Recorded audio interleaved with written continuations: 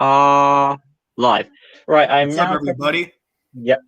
Bear with us. I'm just checking my channel, guys, because I always have to do this whenever I'm live, because it's always best. It does say that we're live, but it's always best to check your channel to make sure it's there. Do you know what I mean? Just to verify it. Yeah, I get what you mean. Because you never know. Technology does have its flukes. I don't want to fully rely on it in my life. I mean, Technology is a weird thing. It is. But yeah, bear with us, guys, and I'll introduce Fazbear in a bit. Because I'm trying to make sure we're live before I start. Otherwise, for all we know, it says we're live, but for all we know, we may not be appearing live. You know what I mean? We could be just talking to ourselves for all we know. Even though it says here. Yeah, go ahead. It could be like technology telling lies. Even though it says here I've got 5 people viewing, now it says 2. While we're at it, why don't you go to YouTube and go to my channel as well? Maybe you can see it, Fazbear, just to help it ease it. All right, going on that right now. Right, that would help, so I can. And also, while you're at it, pop in, click on that video, and there should be a chat bar in the corner. So in case people come in, there'll be messages in the chat. Pop in, click on that video. I see the video on there. Okay, Paul, you got it. People come in. Oh, I also see a chat. Yeah, there is. Well, that answers that question. You can hit the mute button, by the way. Oh, I also see a chat. Yeah, there is. You want me to hit the mute button? Well, you have to, because otherwise we're hearing ourselves talk. Oh, I get what you mean. Anyway, Adam's here. Adam here is the voice actor of Apex. Hello, Adam. He was actually talking to me about other Spider-Man stuff, because he's actually doing a Spider-Man video for me, which I am appreciative of. So that'd be nice. Obviously, it's about No Way Home, and I haven't seen that movie. So I'm also telling you this, Fazbear, do not spoil it, because I haven't seen it. I don't know if you've seen No Way Home. I haven't seen it either, so you're good. No, good for you. And chat, please do not spoil No Way Home for us, please. Even though YouTube is already. It looks amazing, though. It does. But yeah, welcome, chat. Sorry for the delay, but we were just trying to sort out some technical difficulty stuff there. But this is Fazbear. He is the new member of the Linksy series cast, and he's joining me for this trilogy of commentaries, starting off with Spider-Man 1 of the Sam Raimi trilogy. And you can watch this with us if you have a DVD, Blu-ray, or you can also find this on Netflix if you have the right country. I'm not sure if it's available in every country, but it is available in my country, which is the UK. But you can also find it on Netflix. So if it's available for you on Netflix, go for it. It's also available, according to Fazbear, on Amazon Prime, I believe. Yeah, Amazon Prime. Yeah. Hey, Adam's doing us the favor saying no spoilers for us. So thanks, Adam. I appreciate it. I wasn't expecting him to stay long because I'm sure he's busy. But yeah. So we've also got Mr. Morales in there. Hello. Another one of my fans. Heather Collins, welcome. So yeah, I should also mention, guys, we don't expect us to address to the chat because we're doing a commentary. So just bear in mind. But you are welcome to talk to yourselves if you wish. Or if you want to watch the commentary with us and talk among yourself while it's happening, that's also an option as well. So with that being said, and of course you can watch this anytime. So I could literally start now, and you could literally go back and watch the commentary back to back. So you're fine. Right then, Fazbear, have you got your timestamper at 0? What do you mean? What you want to do is when you press play, make sure you press the play button, and then you scroll all the way back to timestamp 0 on the timer, and then we hit play at the same time when I give the word. Okay? Okay. You've never done a commentary before, have you? No, I haven't. But that's how you do it. We have to be in sync with the movie so we know where we are. Because it would be weird if you were talking about, say, the Green Goblin parade fight, and I was at the wrestling scene. You know what I mean? So what are you talking about? This is happening. Yeah. Nice outfit. Did your husband make it for you? Oh yeah, we'll get to those jokes. That's the best line in the film. Oh yeah, Macho Man, rest in peace. Well, in the US, this is from Heather Collins. Well, in the USA, Spider-Man 1 is on Hulu, but it's only available through Hulu Live TV plan. Okay. I already watched Spider-Man NWH. Okay. I know Mr. Morales, where you can tell by his name he's a Spider-Man fan. I like the comment section has seen it No Way Home, but not the people hosting it. Oh, thank you. Great. Everyone in the chat has seen this movie, but we didn't. We feel left out. I know Adam has. So we're the only ones that haven't seen it, and the whole chat has. I mean, I've seen the movie before. I was referring to No Way Home. Oh. So yeah, everyone else has seen No Way Home, and we haven't. No spoilers. Don't be like one of those people who are spoiling Endgame. Yeah. Luckily, Adam is moderator, so if someone does spoil, he could probably remove them before we see it, which I would appreciate. But I don't expect Adam to be here for 2 hours because I'm sure he's a busy guy. Anyway, though, like I said, though, have you hit play, Fazbear, and are you at timestamp 0? I'm gonna hit play in 3, 2, 1. Wait, don't hit it yet. I'll give the word when we're ready. I'm just saying, just make sure you're at timestamp 0. Are you at it? Yes, I am. Okay, well, he's at it. All right, we're not going to put this off any longer. Well, thank you, Mr. Morales. I appreciate it. So we're not going to put this off any longer, guys. We are about to hit play. So everyone, if you are going to watch this with us, make sure you are past the menus and you're at timestamp 0. And everyone, including Fazbear, please, let's play right now. Columbia. You get to see Statue of Liberty. You see it? Just saying for audio syncing.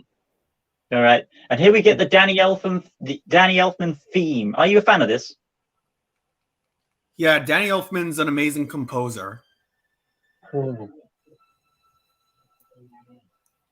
I know some people are hit and miss with this, but for me, this is the nostalgic Spider-Man theme to me. I mean, not like in all Spider-Man stuff, but like in the movies, this is the theme that comes to my mind. I love Danny Elfman's work in the Tim Burton Batman films. Oh yeah. It is a shame that they Danny Elfman couldn't come back for free, but Christopher Young did take the score pretty well for the Venom theme and all the other stuff.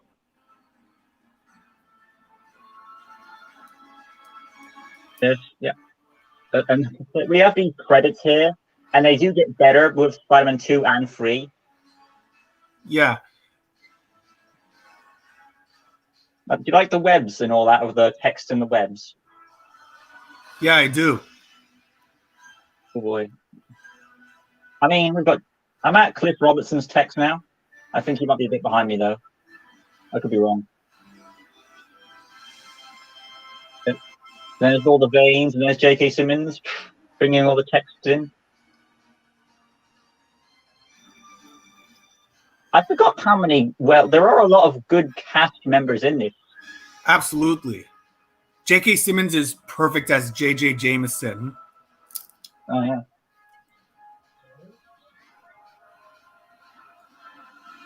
If nothing happens much in a scene, we'll try and keep up with the chat of the comment section if we can.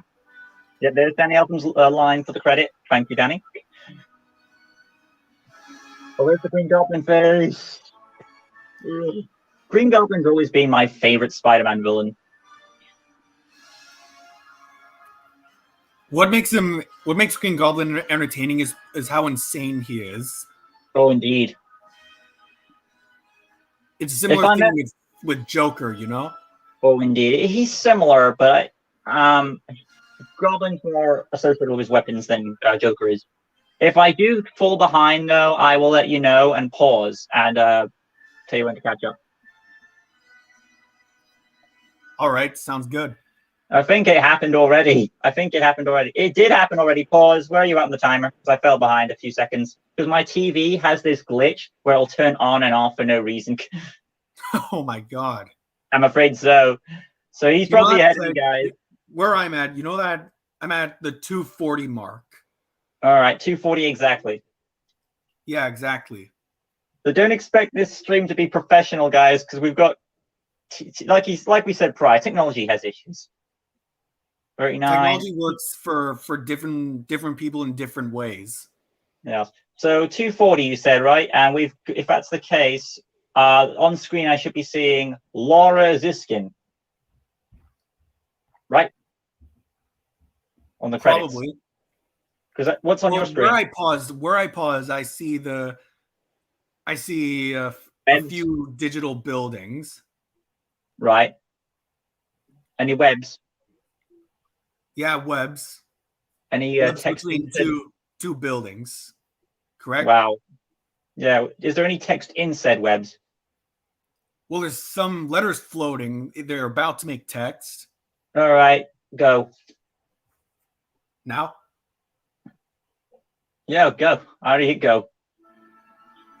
Yep, Floriziskin. Thank God for that. This is going to be an interesting stream. I mean, I don't expect it to be professional, but there's David Coop. Good God. If you know who David Coop is, he wrote Jurassic Park Lost World and the original Jurassic Park. Oh, God.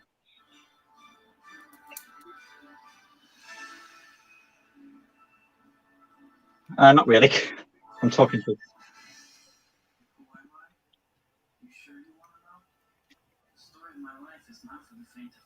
Well, we're going to know either way since the movie revolves around you.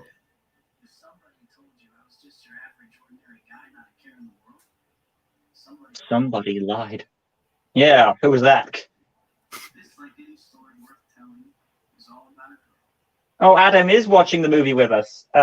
Hopefully Adam is going to be able to catch up with us because we're right at the scene of introducing to Mary Jane. By the way, I just want to talk over this real scene. Tobey Maguire just said, "The woman I loved before I even liked girls." What does that mean? What? Yeah, so you knew her ever since you were in your mother's womb, pretty much. I always took that line as like I didn't know what gender I preferred, man or woman. And now I do. She's the one I want. Is that what you meant by that line? Yeah, it's weird wording. When it comes to Peter Parker, which I'm assuming most will say Tom Holland is the best. I'd say it's Tobey Maguire. I personally like him the best. But it all depends on what type of Peter you're referring to. If you're asking yourself the loser, clearly Tobey nails the cake. But if you're asking for like the struggling one, I would say more of Tom Holland. Yeah. Especially with the whole Iron Man thing. Oh yeah. By the way, this school feels like all these young people feel like they're teenagers. That happens in movies a lot. It does. Teenagers being played by young adults. Like in the movie Grease, they look like adults. These teenagers. I like that Mary Jane just waved. You know what I would have done? I would just done the middle finger. Like that would have been me. Hi. The most awkward thing is someone speaking to you but not knowing how to respond. Oh, indeed. If you're like a really shy person. Oh yes, we're at Willem Dafoe now, and even before he's got the suit on, he's still awesome. Mm-hmm. Did you know that in Batman '89 he was considered to play Joker? Oh, I would buy. That's gonna make everyone cry now. We could have had him. He would have been perfect. Oh, indeed. And people want him to do the role, but the thing is, is his age. Oh, if they're doing like a Dark Knight Returns one, then yes, go for it. But not if you're intending to make him young. Yeah, we talked over the line, but he said the meme. I'm something of a scientist myself. But there are other good lines coming up. There are indeed. What kind of scientist is he? A Facebook one? He's a pretty good guy. I know that what was it? Willem Dafoe is really proud of his performance because he did lots of work on it. I'm actually happy he enjoyed it because you can tell he was really invested with it to the point that he did. Sure. For sure, he was invested.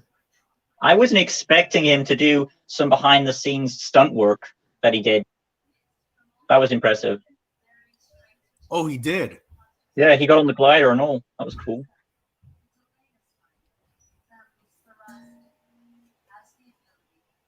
And then he nudges him because why not? Best shot ever. What was that nudge supposed to do? I have no idea. I will say this, if you've watched the show, which I would be surprised if you haven't, Spectacular Spider-Man did reuse a lot of this stuff. The show, that is. Mm-hmm.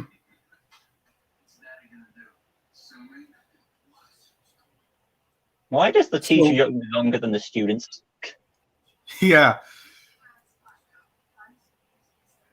So what's interesting is Flash Thompson, he's actually played by the actor who played Deathstroke in Justice League. Really? I never saw that. Yeah. He's played by Joe Manganiello. Oh. You never seen Justice League? I've heard bad things about it.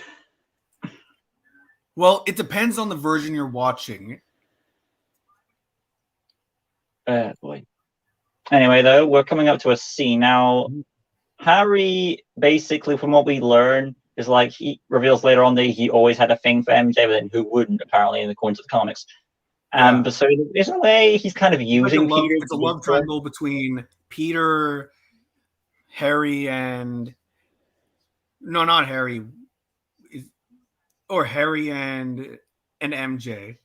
Yeah, it just feels like Harry is using Peter to get closer to MJ. I don't like that. At least he admits it later. Oh, wow. There's one missing. Uh-oh. I like that. That was a cool shot reveal. That was cool. And somehow there's a radioactive spider in here. Oh well. Let's ignore that. I mean, I don't know about you, but how long would you take to talk to a girl? Not this long. No, not this long.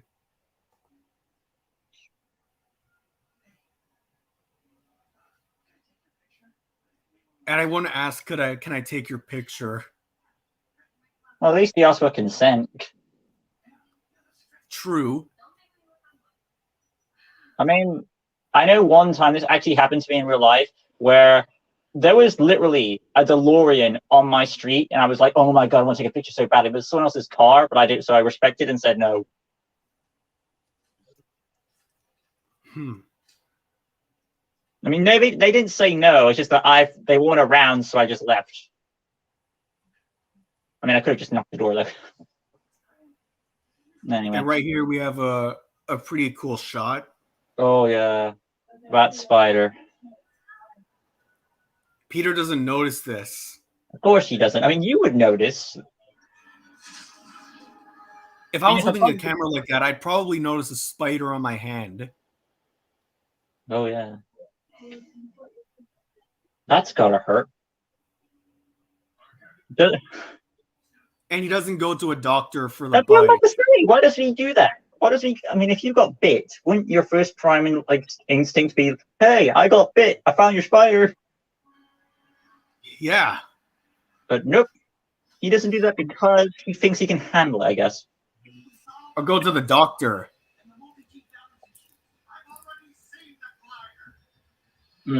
Now, I don't know if you know this, but this scientist right here, Dr. Strom, is actually a minor villain in the Spider-Man comics. Oh, really? Yeah. He was a one-off villain, and then he was later... I don't know if he was killed off in the comics, but he was later used as a one-off villain. So it's nice they put him in here. It's interesting in superhero films for obscure villains to make cameos.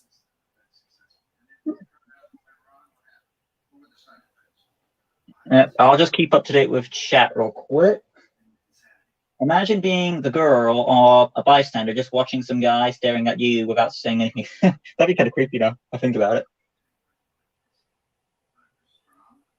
I'd be creeped out. I'd ask, "What the hell are you doing?"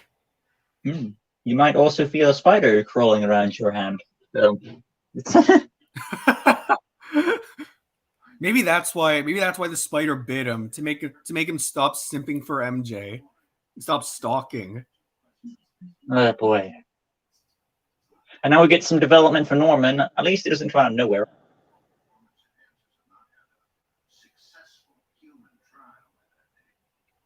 I'll give it their funding. I'll give it to them. Hey, just so you know, the people to get revenge on, these are the people we're telling you.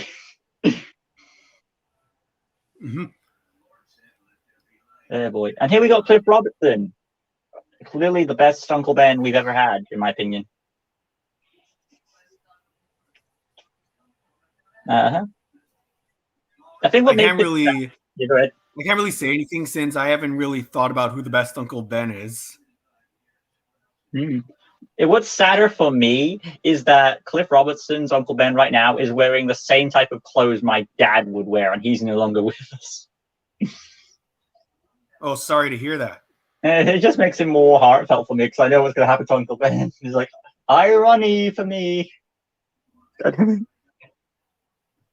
Also, we have Rosemary Harris doing a great job as well as Aunt May. These two are perfectly cast. I mean, there's a lot of perfect casting in this movie.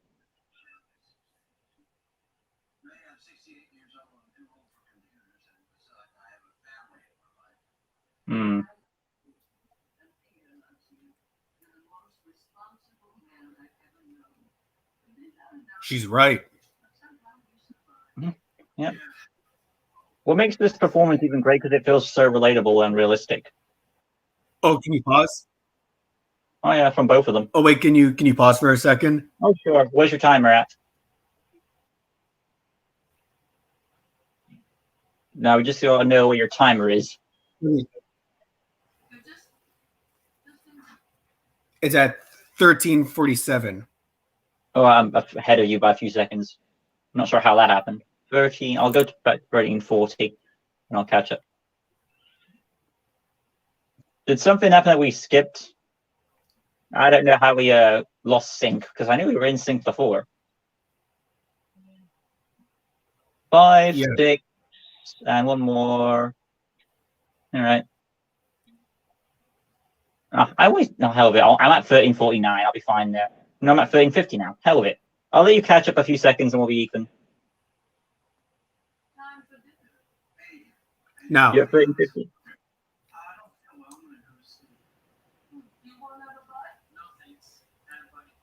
Are we out of bite all right? Mm-hmm. And then Uncle Ben's like, what was that all about? Wouldn't you be... How's your kid? Wouldn't you be checking if something's wrong? If your kid's acting weird? Then, yeah. If I was Uncle Ben and he asked me that question, what was that all about? And not mine to be puberty. And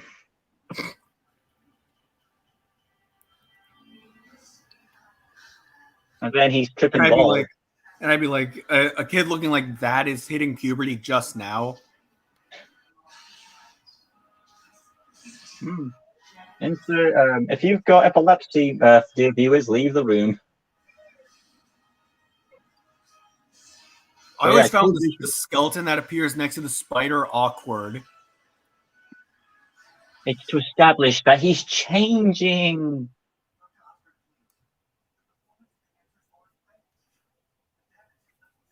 DX. Oh, this is also a great scene.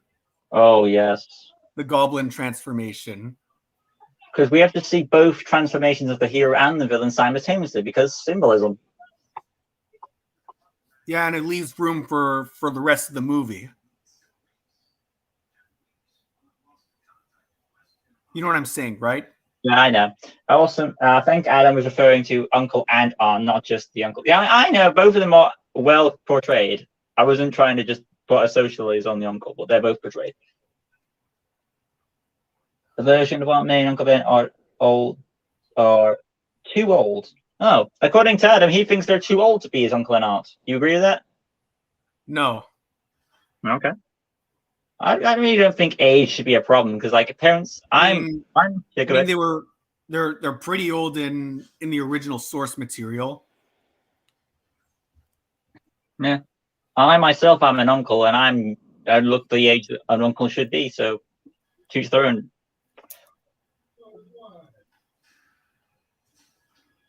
And now here we go. I can't remember how many times. How many times have we seen giant glass containers make transformations? Tons of times. Oh boy.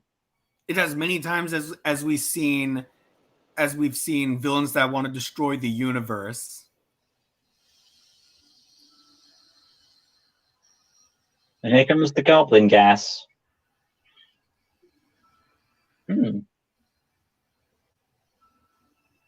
Fluctuating all through the chamber, increasing the muscle mass.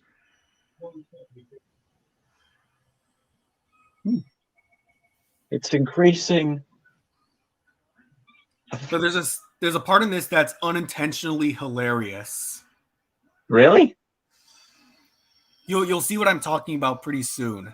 I'm guessing it's the line.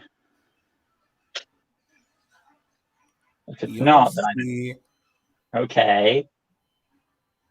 Well, let me know when it happens. I mean, priority 1, check to see if he's okay, so thank you for doing that.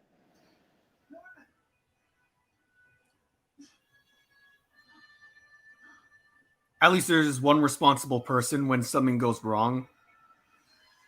Not this scene right there. Yeah. Oh, God. Oh, and especially this. Ow. That happened.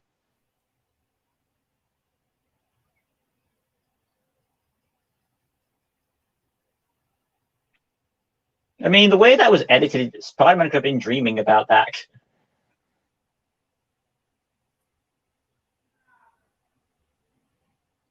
How would you feel if you woke up and your body changed? Well, what would you look at first? That's all I'm going to say.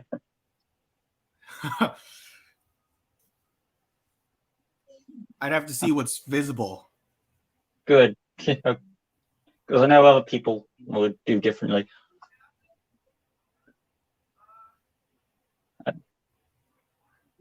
It's just puberty, Mom. Adult jokes. Big change. Big change.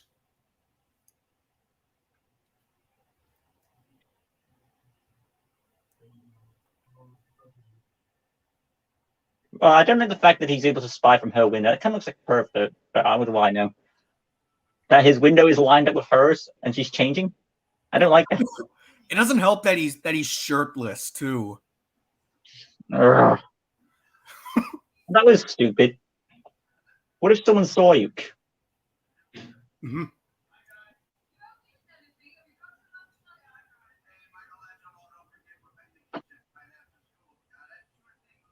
Why do you call him Michelangelo?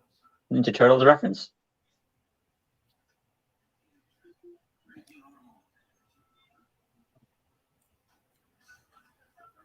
And now for family drama.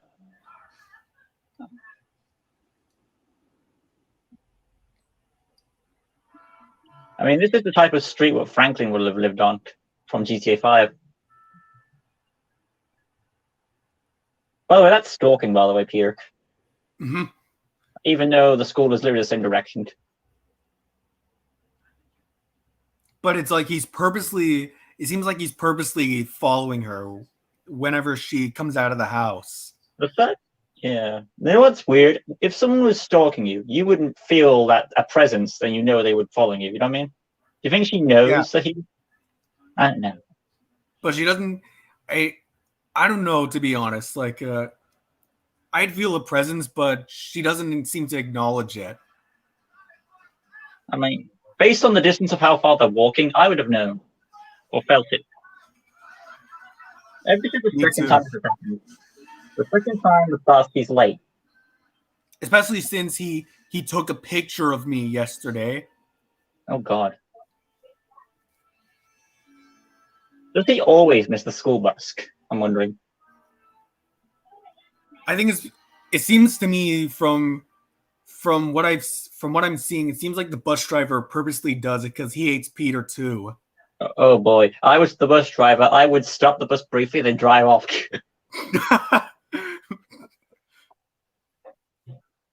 or maybe open the door, and when he comes in, maybe his hand is stuck in the door, and he keeps driving. I mean, we don't mean to harp on Tobey Maguire, guys, but the joke writes itself.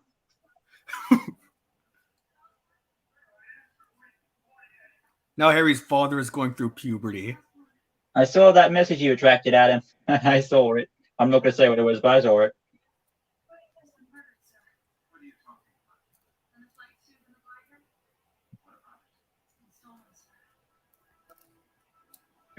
It's been stolen.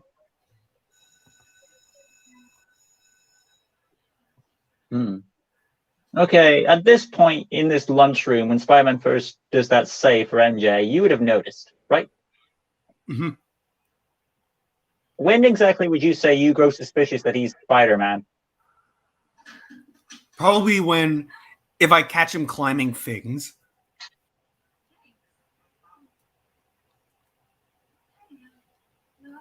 Amazing Spider-Man's 1 and 2 are also on Netflix in my country, which is surprisingly. So every movie is available, the live-action ones, apart from Spider-Man 2, the one movie I like. Just weird. You know, Toby, that was your one chance to try and wing her, but did you take it? No. You backed off. He's always missing a shot. Yeah. It is a bit convenient, though, that when he pulls the fork off, he does the fling pose to launch a web, so that was convenient. Of all the poses, no one looks at this. No one looks at the web coming out of his arm. Of all the students to hit, you had to hit Flash Thompson. Hey, it's a movie. The plot has to move along somehow.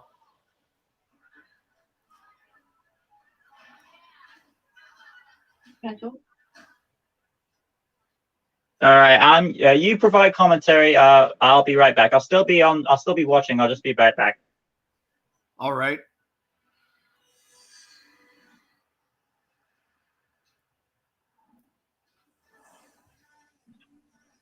Can you hear me now? Yes, I can hear you. Yeah, my sister just wanted to check on me. I'm good though.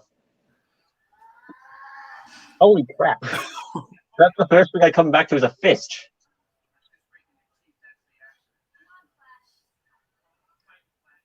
I mean, if someone's strong enough to punch and break the locker, or doesn't that make them a bit strong? Or is that normal strength? That makes them pretty strong. Okay. Oh boy. I mean, if you was in the situation, you would try to apologize, I assume. Yeah, I would.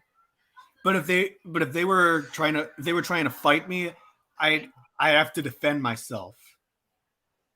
Here's my question: where's the staff in this situation? Yeah. I do like that. Yeah, go ahead. I've always asked that question. Where are the teachers when this is happening in films? Apparently, the teacher is right where... Yeah, there's a teacher right there where he just bumps into. So the teacher was just watching the whole fight? Well, I think he just saw the crowd and didn't see the fight. I do like that line that Harry said when, like, help him, Harry, and I'm like, which one? Because he's basically kicking their butt, so they don't really need help. And also, that is the strangest thing I've ever seen. A student was able to get out of school and run down the street. I've never seen a student done that. And no one, no. I was literally about to say that no one notices him run out. I mean, when you were at school, I'm sure there are many times you tried to get out of school, but he's growing hair now. That's a part of his puberty. Not necessarily hair. It's literally spider legs. That's creepy. That was a creepy shot. At least it gives an explanation of how he's able to climb, though, in detail. So it's not like he's sticking to the wall. He's like digging spider legs literally into the wall. And then we get one of Tobey Maguire's faces, ladies and gentlemen. The first reaction you would say is, "Oh God." What? That's your reaction to what just happened? Well, how would you react? I'd be like, what the hell's happening to me at first? Instead of climbing down, he decides to risk his life. But eventually, if I got used to my powers and learned how to use them, I'd probably do some good with them. Yeah. Here's a question.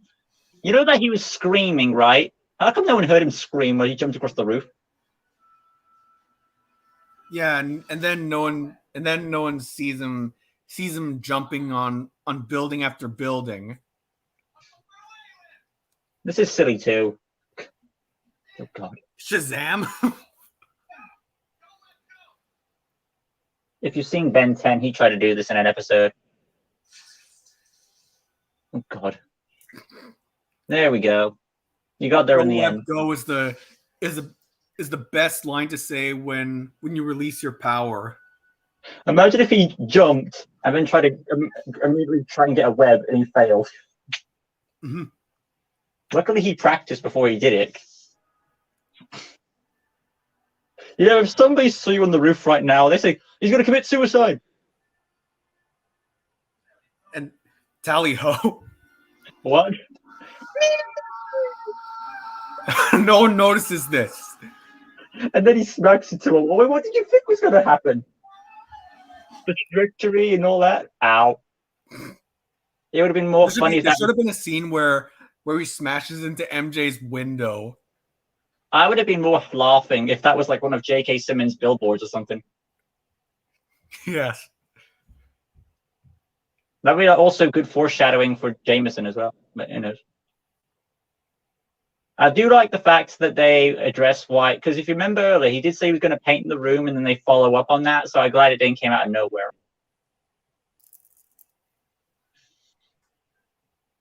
And now for more family drama. Peter, I don't think it's wise for you to overhear a conversation. Now some more stalking with an awkward face. I don't think it's a wise thing to do to overhear a conversation. You know what I mean? Yeah. And Peter, you should not be there after what happened. I wouldn't watch through a window. I'd try to hide somewhere and just listen to what's happening. Oh my God! I just realized something. It's nighttime. So here's my question: what was Peter doing all day? And where's Uncle Ben and Aunt May at this moment? Probably looking for him. If you think about it, makes sense. He doesn't come home after school. They probably drive off and look for him. Hey, your son got into a fight and he ran away. So should you call your aunt and uncle and say that you're home?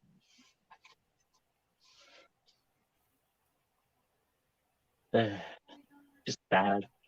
Let's see how the chat's doing. I don't remember spider legs growing on my hands being part of puberty. Wow, he's responding to your joke.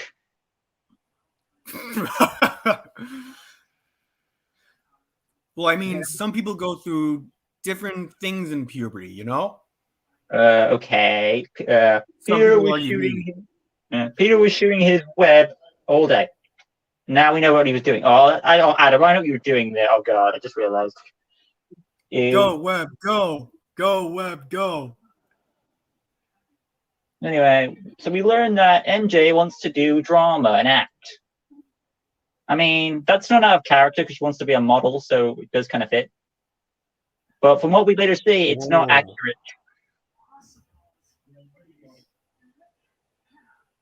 I mean, I was expecting her to do a modeling career, but what do we get? We get Shakespearean drama. Honestly, I don't blame you for thinking she should be in modeling. Well, that's what made MJ was in the comics. And then we get poetry lines for some reason. Why? Oh, God. Poetry lines? Yeah. All this dialogue sounds like poetry, doesn't it? It's as if you've reached the unreachable and you weren't ready for it.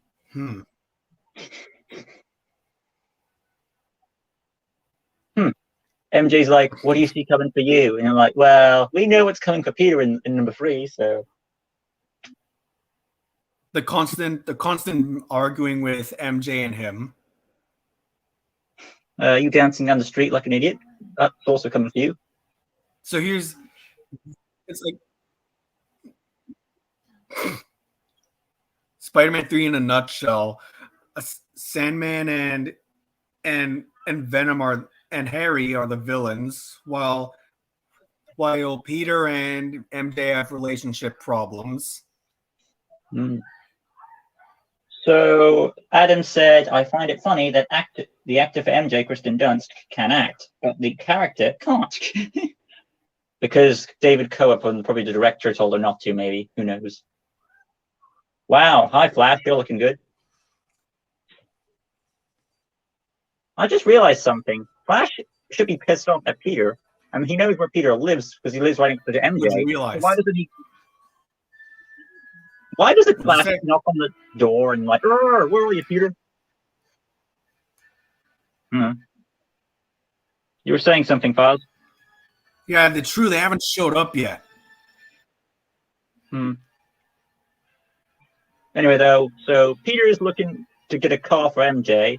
And I'm still picked off why Flash wouldn't knock on the door where Peter was, because wouldn't you be angry at him? But I guess he got over it in one day.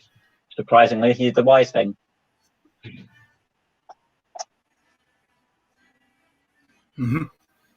Needs more color.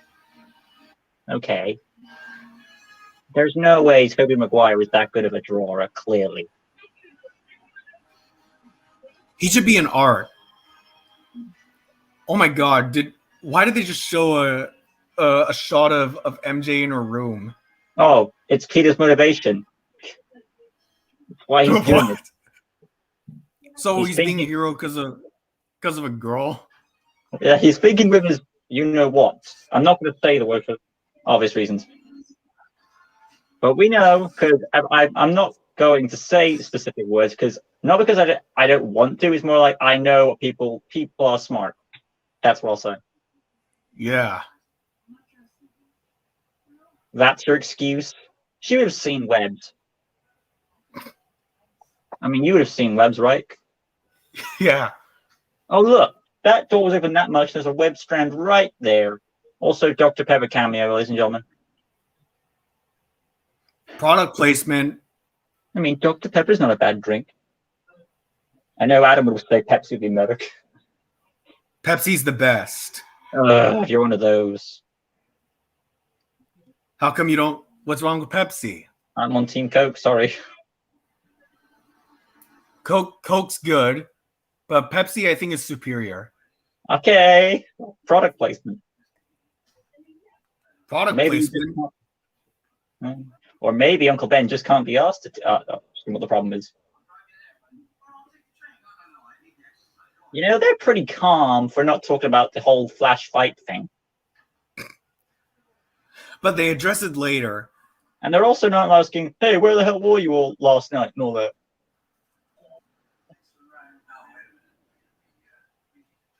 Oh, here we have the most emotional scene probably for the movie.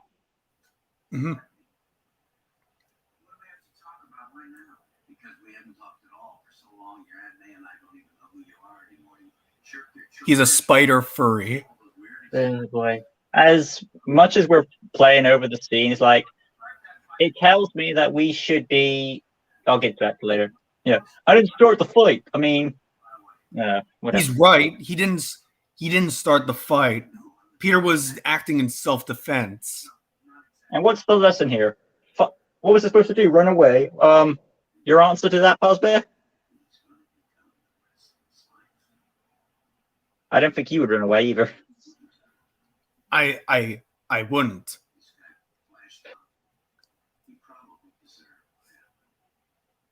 And now we're coming up to the trailer line, or like the most important line. Say it, man. Comes great responsibility. There it is. That's just sad. Because Toby just throws it back at him.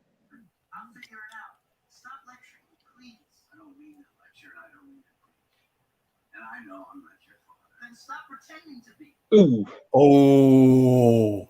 You know what's sadder is that that's the last thing you're going to say to the man. Yeah. And that's why it's a life lesson. Why you should always, whatever issues you have with your family or friends, you should always make sure you end it on good terms, because you never know what will happen next. So on those, Because on you don't know how long you're gonna have with them. Exactly. Peter, you're gonna so regret those words. And now we cut to this underground. I'm guessing this is like a black market wrestling thing, because I don't think it's like WWE.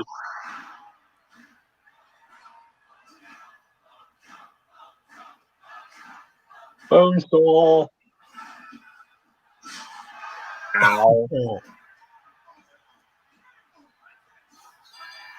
Macho Man still got it.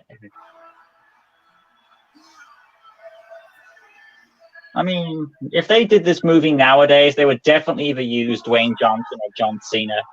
Oh, for sure. These days with movies, they always need to attach an A-list celebrity. Oh, yeah. But I think Bonesaw does it the best because he fits with that hammy performance of these movies. Mm-hmm. Oh, Bruce Campbell, always a win. So this is easily... Yeah, go ahead. Why does the announcer kind of remind me of Elvis? Well, he is Bruce Campbell. He's trying to put it on there. But yeah, Bruce Campbell's best performance out of his 3 cameos, I would say. How is our chat? I run with my tail between my legs. Oh, I knew Adam would say that. Team Pepsi all the way. Coke is good, but Pepsi is better. But how well would you run if your tail was between your legs? I don't want to know. All right, Bonesaw, say it. Every time. Now, Macho Man, if you met Apex, you'll be running. I'm only saying that because Adam's in the stream.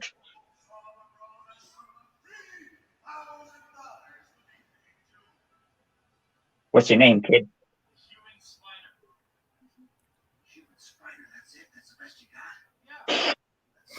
The human spider. I can't disagree. That does suck. I'm glad you changed it, Bruce Campbell.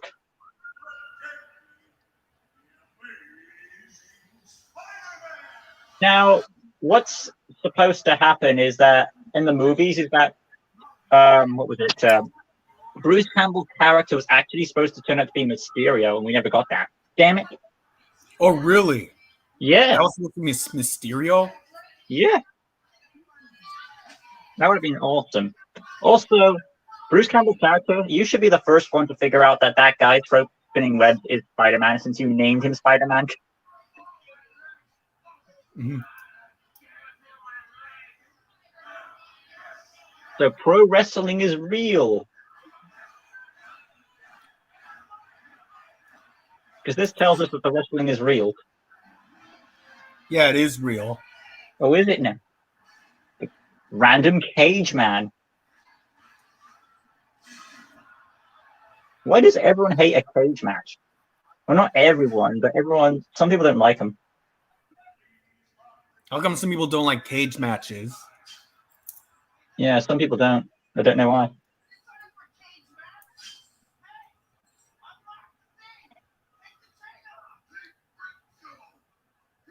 You're going nowhere. Playtime. Ah! Ooh.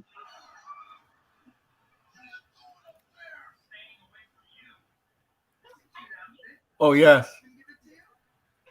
There's your line. That's the line I was looking for. Okay, someone would be questioning things, all those people. Also, things. Yeah, question. I'm not a big fan of wrestling, but is it illegal to give up your wrestler weapons out the ring? But what do I know? They're just handing Bonesaw items. I don't know if that's fair. Who would give these types of weapons in wrestling? Well, I know they have tables and chairs, but I'm not sure about the golf club. Oh, it's actually a crowbar. I didn't realize that until now. All these years, I thought it was a golf club. Now we're going to come up to some BS. Imagine if you beat Bonesaw McGraw and you only get 100 instead of 3,000. Wouldn't that be a rip-off? Yeah. I mean, I would go to the police, which is funny because there's literally a cop outside. This is like illegal wrestling, right? I would assume so, because it doesn't look like WWE. It can't be. Yeah, it said 3,000. And plus, since he's going to become a superhero later, he should call the cops on this later. Which is there's literally a cop outside the room, down the corridor. Just funny. So we could have just told him about it.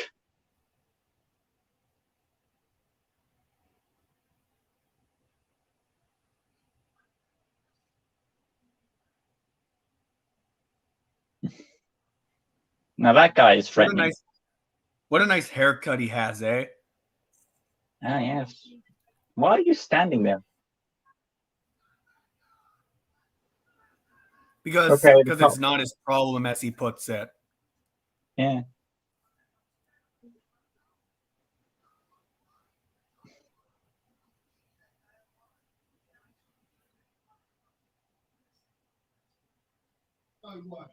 Oh, burn. I mean, what was he supposed to do? At the same time, though, what was he supposed to do? Confront a man with a gun. That's very wise. At the same time... Unless you have something to do... Oh, unless you have another weapon, you can't really confront a guy with a gun. I mean, I would have said I would have tripped him up with my leg, but then he would have landed in the elevator and gotten away anyway. But anyway, in a way, Peter accidentally helped that guy escape, so...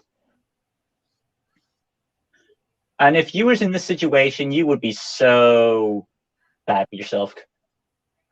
Mm-hmm. Oh God! And wouldn't it be a coincidence if the place you were in had the guy that was gonna kill your family member? Yeah. It's like the way Cliff Robertson does his performance of dying is really on point. Oh.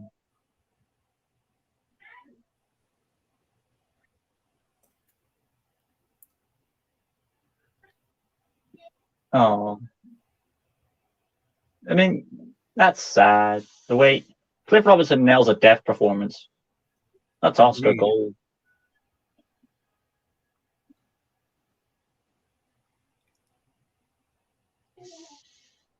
Why does this always happen to the cool people? A lot of good people are dying in 2020 era. Yeah, like Stan Lee, for example. And now it's time for... Well, I don't think that was 2020, but you get my point. Yeah, 2018. I get the idea. And now it's time for hashtag justice. But here's the thing. If that happened to your relative, would you be doing it for justice or revenge? Revenge. You? So we get some nice shots here. All right, let's see what the chat's doing. Well, if I saw someone get 100 instead of 3,000, I'll miss the part where... Thank you, Adam. I'd be pretty pissed off, too, if I got 100 instead of 3,000 for that match. Yeah. Man, how high can Spiderman jump? That's actually a really good question. Because, like, later on at the end of the movie, he can jump 3 times as high. But anyway, though, we cut to a GTA 5 chase sequence.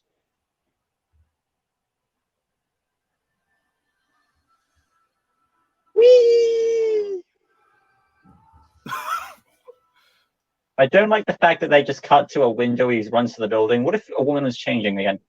I mean, yeah, that's what I said earlier. What if that was MJ and Spider-Man broke into her window with the web? she'll be like, "What the hell are you doing?" Like, I missed the part where that's my problem. That joke never Like gets she'd be old. like, "I don't like being stalked," and he'd be like, "I missed the part where that's my problem." It feels kind of like a video game now. Do you remember that Spider-Man 1 game that came out for this? Yeah, I've seen parts of it before. Oh, yeah. Apparently, in the game, this criminal is called Spike, but his real name in the movies is called Dennis Carradine. Also, Spike. product... Yeah, go ahead. Yeah, Spike. Also, product placement of Carlsberg. What's Carlsberg? A beer. Well, I mean, in movies, no matter what happens, there's going to be some product placement. Of course. Like, some people see it as a bad thing, but it's going to happen.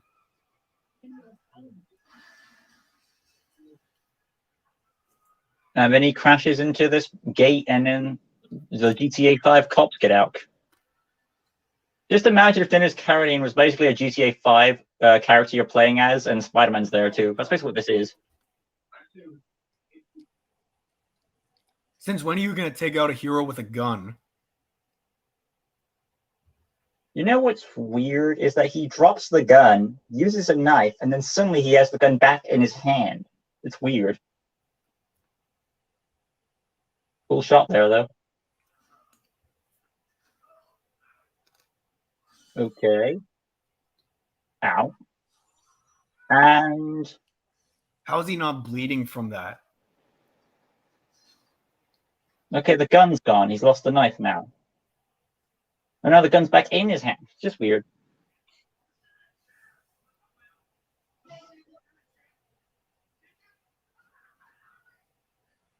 Of all the criminals to be, it had to be the one you get away. I mean, imagine if you was in that position, you'd feel traumatized. Yeah.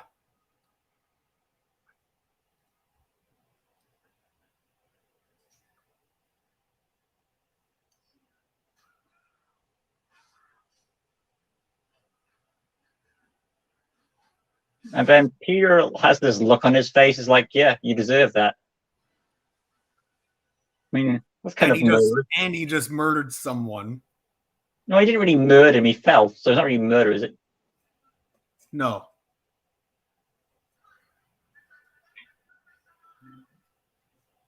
But would you honestly be scared of a guy in that clothing?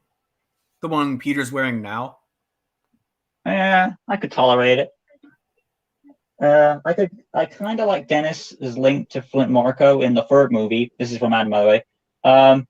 Where Dennis made Flint pull the trigger on Ben by accident, meaning both of them didn't mean to kill Ben. They just wanted his car.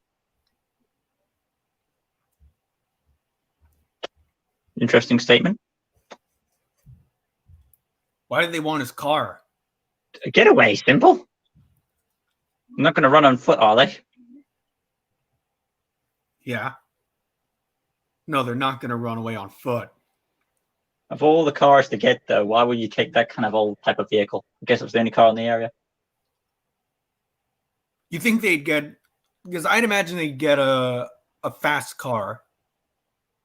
And I guess Uncle Ben's car doesn't strike you as, like, getaway drive material. It doesn't really. Well, hopefully there were some good cars out there in 2002. Right. Now, what do you think about this little exoskeleton they've got compared to the glider? It's kind of silly. That's the competition.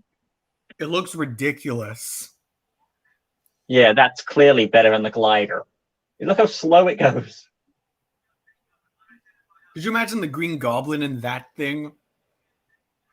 It looks like a toy for the Power Rangers. Well, there goes the competition. Since when did this become a Michael Bay movie? Now there's another trilogy of movies. Well, we cut to graduation. That was an interesting way to cut. We cut from Uncle Ben's death, murder stuff to he's leaving college now. Ooh, that was fast. Ah, yes, the scientist himself.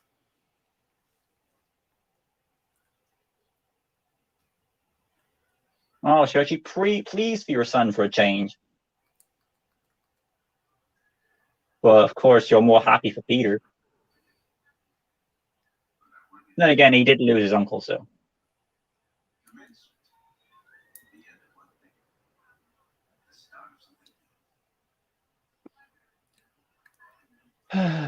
Boy.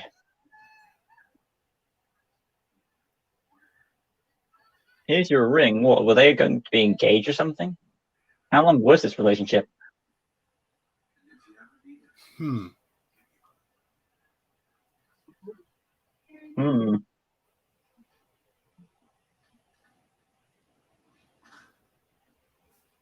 I guess Uncle Ben's death was like he was nearly finishing school and then he went. That happened. That must have explained the little time gap. Also, it would also help with the age, wouldn't it? It must be a tough situation for someone. Oh boy. By the way, I wonder what happened to Uncle Ben's car. They obviously didn't keep it.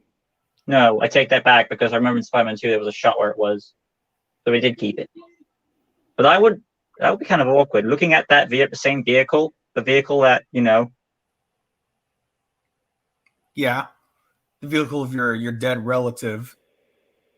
that was stolen. We've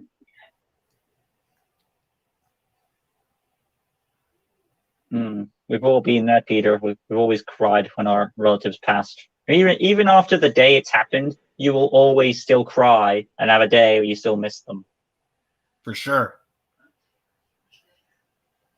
Also, I want to say thanks to the chat because we've got 5 likes on this commentary so far, so thank you. Thank you, guys.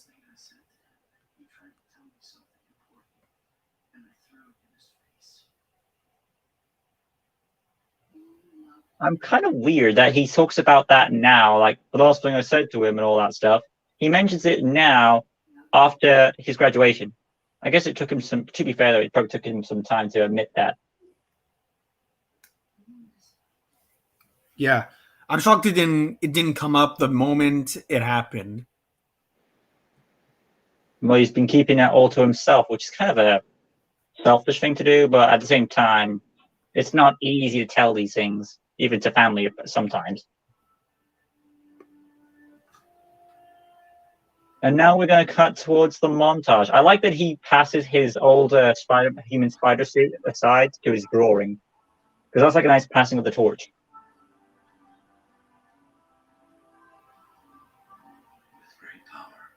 Oh.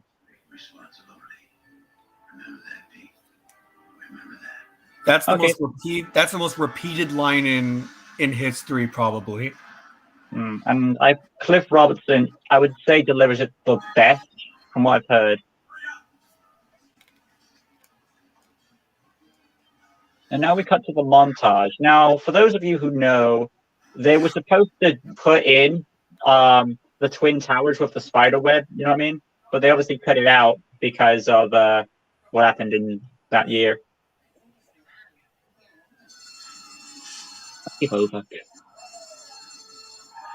I think he's human. He could be a man. Could be a woman. Yeah, you talk about yourself.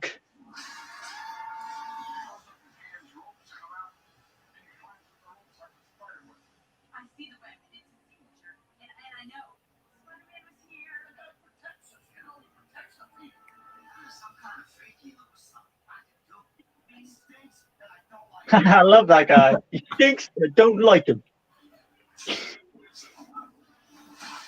I mean, the problem with vigilantes is that they might bring in some people that want to challenge him, thus creating new criminals. Oh, I love this guy. I love the musician. Would you give him a coin? Yeah, I would. He looks like a southern version of Nostalgia Critic. Really? And now we get to J.K. Simmons.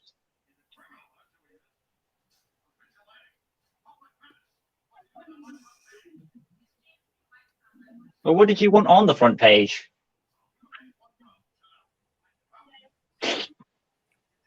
What did you think of Omni-Man? Never heard of it. Oh, really? You never heard of the show Invincible? Nope. So J.K. Simmons plays a villain named Omni-Man, Oh, and he looks exactly like J.J. Jameson. wow. Are they like the same personality and same character, or are they totally different? They're pretty different. Huh? It's an amazing show. You should totally watch it. Hmm.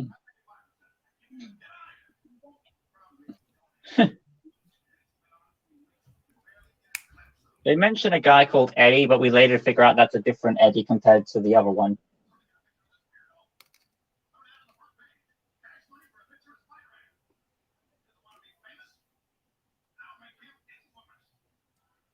Ooh, infamous. Ooh, that's pretty juicy. What? That's a pretty juicy story. The infamous Spiderman. Okay.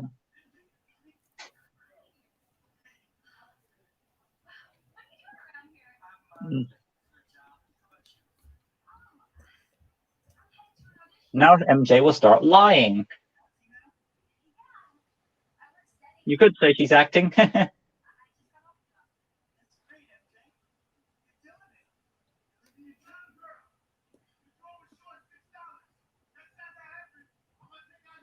It's the sassy black man. I'm sorry, there's always a cliche of that character in movies. What'd you call it again? Sassy black man. Yeah. I mean, don't blame me, guys, because there's a lot. I'm sure you've seen a lot of movies where this token black guy would talk trash, right? Mm-hmm. A lot of black people in media are portrayed as loud and constantly swearing. Oh, yeah, or providing one-liners. I do get to try to make him look cool, but at the same time, I like a bit of variety. Not every black guy has to be treated as like the traditional black sass. You know what I mean? Samuel L. Jackson has this a lot. Yeah. It does work for him though.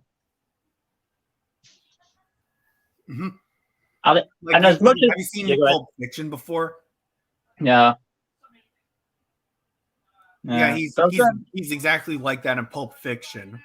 I was going to say that even though a lot of people hate his performance in Star Wars, I'm glad that I'm glad that Samuel L. Jackson portrayed a different role to his usual black other stuff. It was different.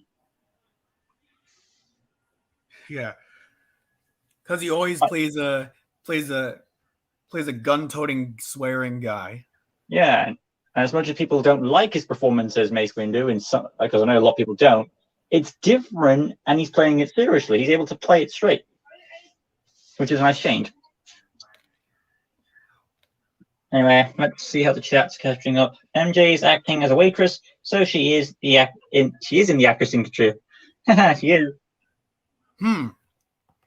That's pretty interesting. Oh, we mentioned Dr. Connors, which we'll see in Spider-Man 2 and 3. Hold up. I just realized something. Dr. Connors fired him, yet... Whoa. I just realized something. He did school, right? Yeah. So I'm guessing he's in college now.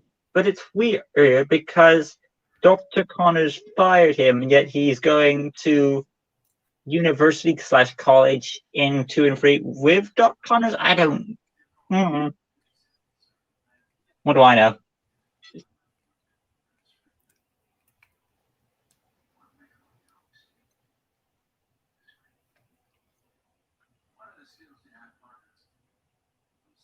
Photography?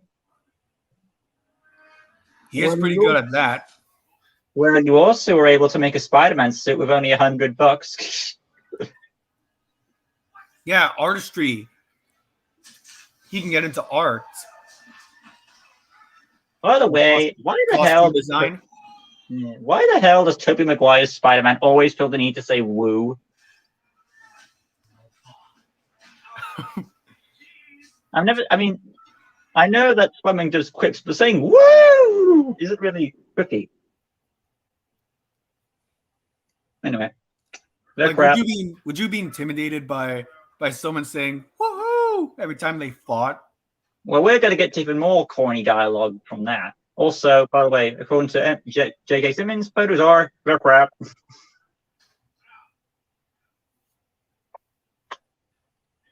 And from this trilogy, we also get the legendary J.J. Jameson laughing. Oh, yeah.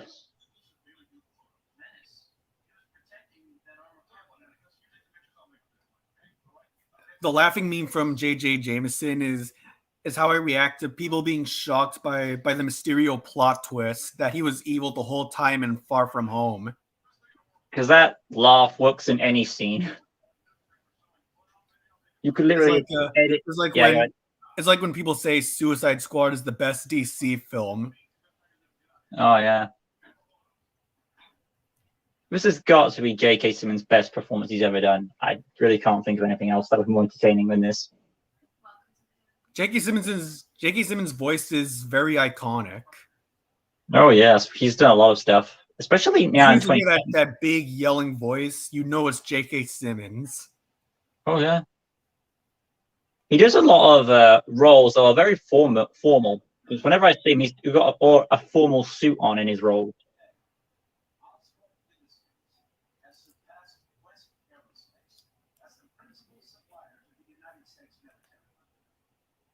That's because you killed them.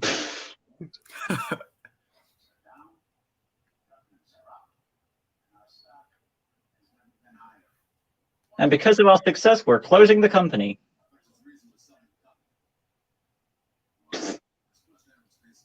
What? That's how I reacted to the cast of the Mario movie. Because we're evil.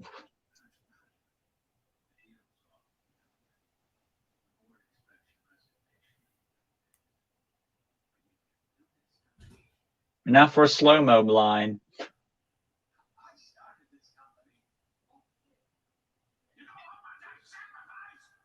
Another iconic line. Indeed. By the way, I'm going to say something right now. Can you...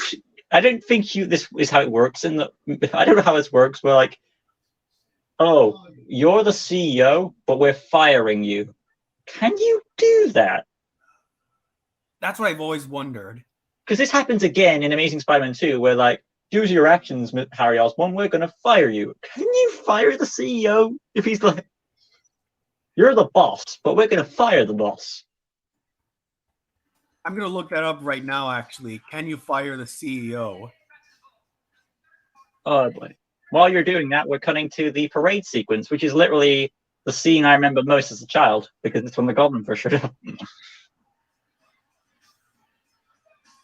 This scene is one of my favorite parts. Yeah, for me, I was a bit disappointed because I was like, what's the Goblin going to look like? I can't wait to see it, even though he's already a kid. But this is actually his proper reveal. I'm shocked that I'm a bit. I wonder what would have happened if they actually turned his skin green. They could have just put makeup on his face, but then again, you could have probably told it was Norman who did that. Also, here's what I said. What it says. Firing a CEO requires a majority vote by the company's board of directors. Depending on whether you're firing the CEO with cause or without cause, you may have to provide him with a service package. Okay, so it is possible it has to be like a vote. Yeah. So then they can do it then. But the whole thing with, I guess the same thing would apply to Amazing Spider-Man 2's logic then. Yeah. By the way, Harry, I'm surprised you saw Peter from down there, but okay, good eyesight. And Spider-Man has strong spider sense if you can sense Norman from that far away. Mm-hmm. Yeah. Sorry, here's what I've never understood. Yeah. When let's say when a superhero is in his regular attire when Superman's Clark Kent or Bruce Wayne's Batman in a public place, they always they always have enough time to change when into their superhero outfits when something bad's going on. Yeah. I like that all the people think it's like an act of the parade, but if you saw that, you would be creeped out like I would. Because when I first saw this, I was like, "Oh my god, he's finally here." To be fair, though, if I was there, I'd be like, and no one's and when the superhero arrives, no one's suspicious when this guy keeps running away whenever bad stuff happens and hiding. "Yeah, boy." Remember when I said that my TV has this weird glitch where it turns on and off by itself? Yeah. Guess what happened? Oh, I should pause it then? Yep. Where are we at? 106:58. You know the timer, guys. I am really sorry, but again, it's circumstances beyond my control. My TV has a mind of its own. And in fact, I actually paused on the cameo from the god himself. The god himself? I don't know who the god himself is. Oh, Stan Lee. I feel like an idiot. So keep going until I see Stanley. What am I looking for on the timer? 1/6 something? Like 1 hour 6:58. Okay. 46, 7, 8, 9. You said 50, didn't you? 56. So here are the numbers shown. 1658. Okay. 5-3, 5-5, 6, 7. There he is, 8. 3, 2, 1, pressing play. Property damage. By the way, who's paying for this if the company's sold? Oh, I guess the board of directors. Oh, no, I'll take that back. They're dead, aren't they? Are they dead? No, they're not dead yet. He kills them later. You know, in a few seconds, actually.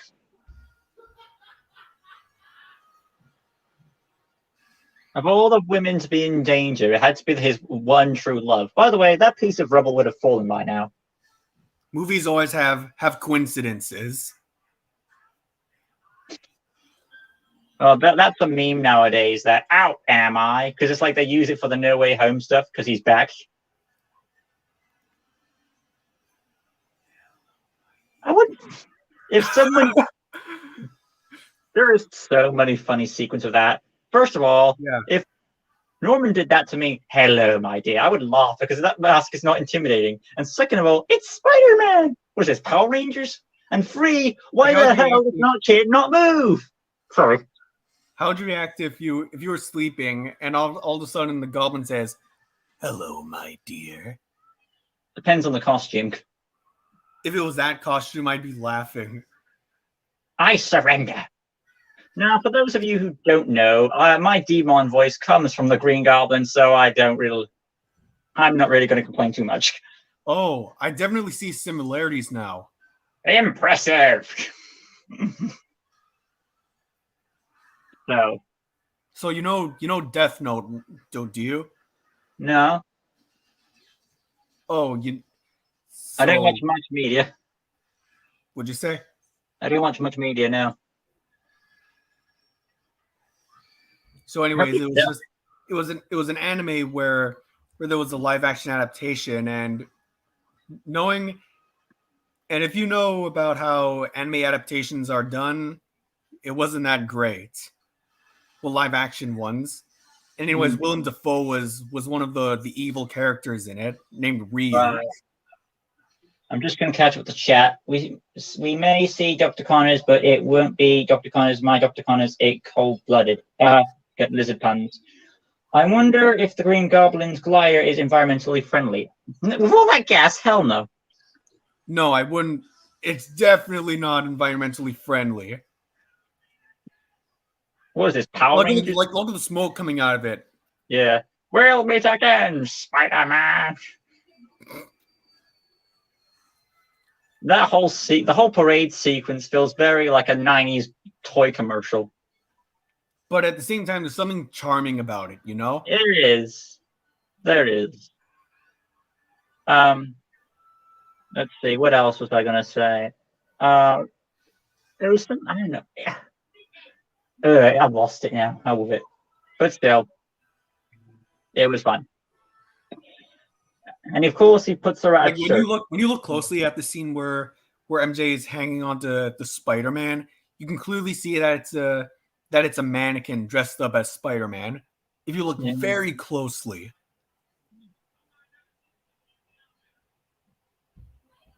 I'm a trailer line. I don't know about you because I'm not in this. But if a woman, if a I don't know about, I'd be like, I don't know about you. I don't know your name. He's doing it again. How many take a drinking game, ladies and gentlemen, for how many times Spider-Man says "woohoo"? Literally. Man, we'd be drunk if we actually did that. Yeah. Oh, that'd be awkward. You're the boyfriend on the phone, wondering what. I wonder what MJ is thinking. Right? Well, to be fair, we already know what's on her mind, and I want to say. Yeah. She's got something on her mind, and it ain't Harry. That's all we're gonna say. It's her spider daddy. Ugh. Of all the lines to say, Harry, you should not have said bed bugs.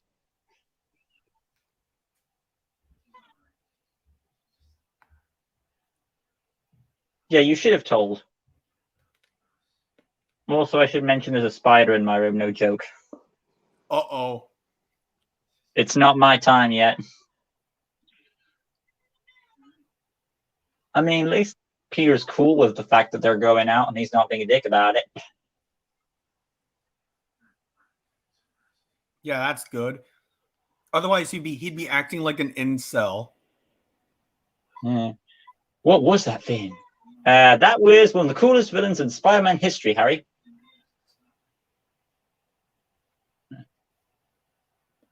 I mean, when it comes to Spider-Man villains, who's your favorite? To be honest, I don't know much about Spider-Man, but if I had to choose from what I've seen, I'd choose Kingpin and Green Goblin. I mean, the only thing I know of Kingpin is obviously the game, and I know he's in Daredevil's Netflix thing, which I've seen a bit of, and also the '90s That's the cartoon. only thing I've seen him in, Daredevil, and Into the Spider-Verse. Yeah, he's also in that, but I think he's best portrayed in the '90s Spider-Man cartoon, in my opinion. Damn, is he scary? Yeah, follow the cold shiver running down your spine. So you're my ass crack. Think about it. Well, if you was in that situation, wouldn't you think of that? Mm-hmm. Anyway, mirror scene. Oh, this scene's awesome.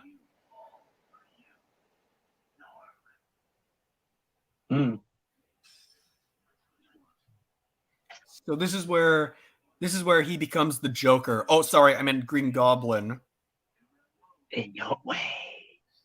It must be difficult to portray yourself in a mirror and a different personality and back to forth. Willem Dafoe nails it. We killed them.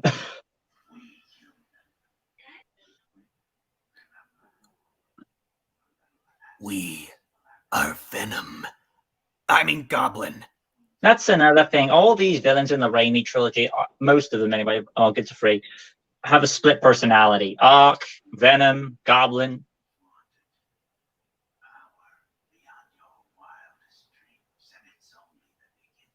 There's only one who can stop us.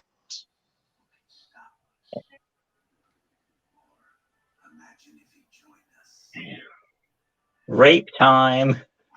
That is literally a rape face. I'm sorry. It is. You can't tell me. That's a face you have to call Chris Hansen on.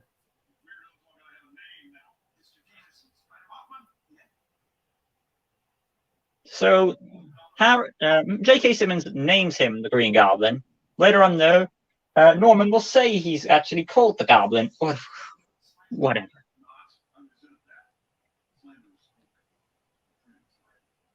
Look, it's the media that's naming these icons in the public. By the way, I'm not on Peter's side. He does trust people. He trusts Robbie. He trusts his son. His wife is debatable.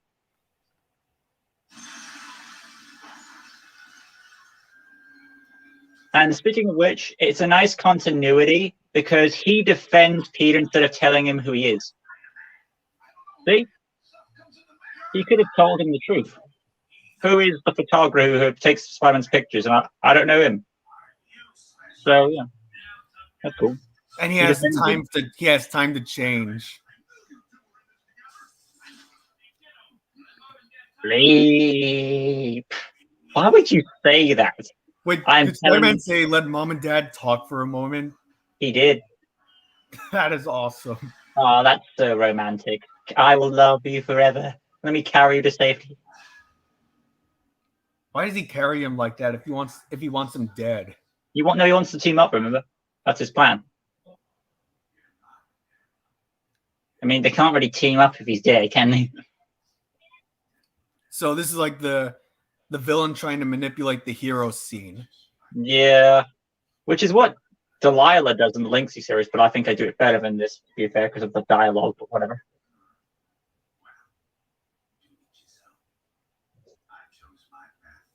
Because in this sequence, we're going to get a weird shot, and I'll come to it when it comes. And you probably know what I'm talking about.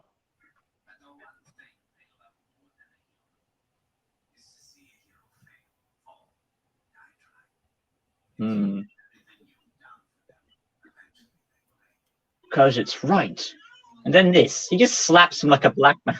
What? Why would you... It's just weird, like, slap like my bro. Chill, mate. Like, weird, ain't it?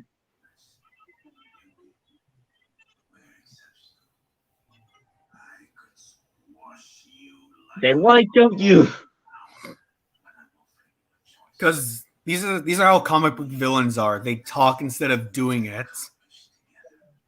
I would stay longer, but I gotta go now. Enjoy the rest of the movie, guys. Thanks for stopping by, Adam. We appreciate it.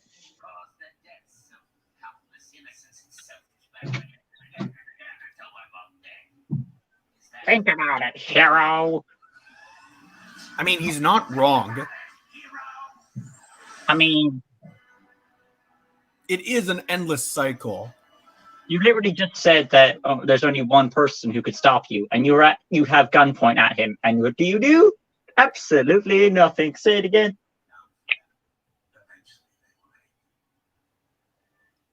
So now you're a vigilante. And we just remind that MJ sucks at finding jobs. It's probably because of her. It's probably because of her singing. Well, she hasn't sung yet.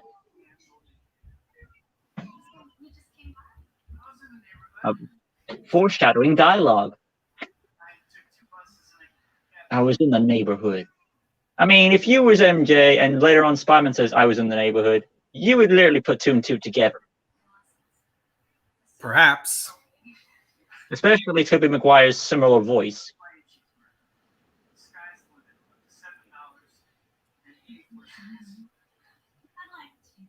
Why don't superheroes change their voices often when they're on duty?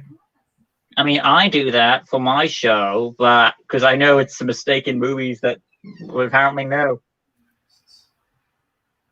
I mean, in the old Superman film from the 70s, I think Superman kind of did that. Yeah, Clark Kent had a awkward voice, and then it was like this kind of. And then when he was Superman, he was all deep and heroic. So there was a bit of a difference.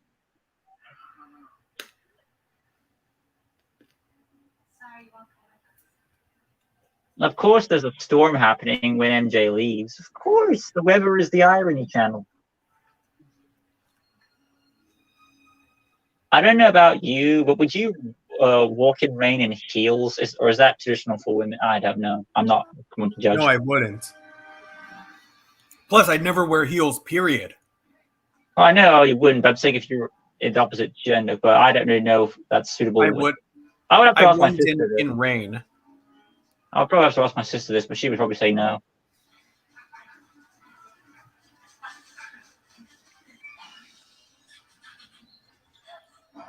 What? I mean, did that thug just growl like? Argh? Yeah. Question: why don't the guys just do what they're supposed to be doing instead of just haunting. Less talk, more do. Not that I want to see that. Anyway, though, I'm just going to say a few things. Kristen, this is a rain sequence, and clearly you can see something that you're not supposed to see, ladies and gentlemen. That's all I'm going to say. So I'm surprised Kristen Dunst allowed that, but I guess she had something on her mind. You know what I mean? Yeah. I mean, that shirt is very exposed. That's all I'm going to say. And especially what happens with rain. That's all we need to know. But, you know, Spider-Man's gonna be shooting more than just webs. yeah, lovely.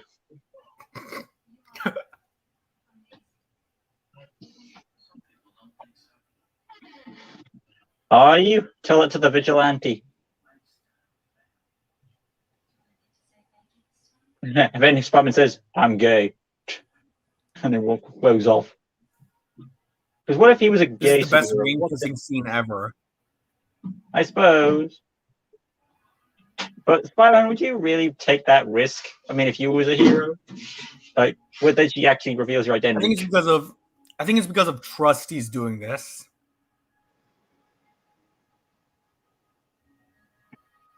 I mean, when you kiss someone, I'm assuming you have to recognize their kiss. So later on, that's going to bite you in the ass.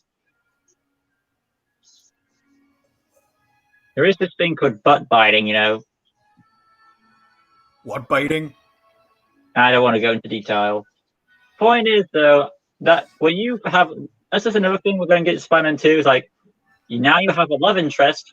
The Goblin will use her, which happens literally later. So it's just like you shouldn't have this. You know, and I just explained why. Basically, the whole thing about biting is going to stab him in the back. And what type of mother leaves her baby in a burning building? Oh, and there's also a good scene coming up in this. Ah, yeah, there is.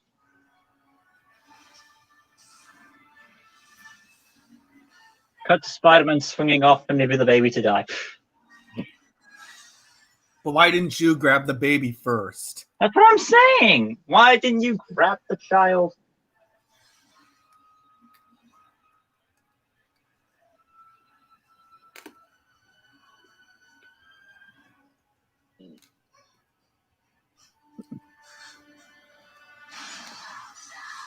Somehow your child survived all that. The child survived the explosion, survived a swing from Spider-Man, and survived the fall.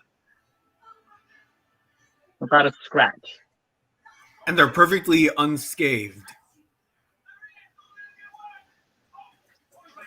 Because the script says so.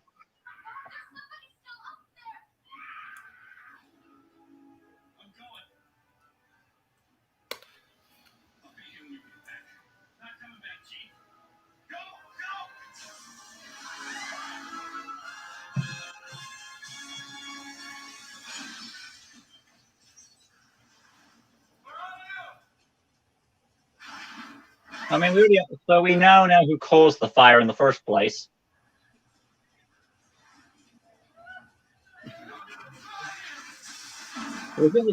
When you first saw this, was this a jump scare for you? Yes and no. I was kind of shocked, but not completely. I mean, literally his head's shape is literally says itself.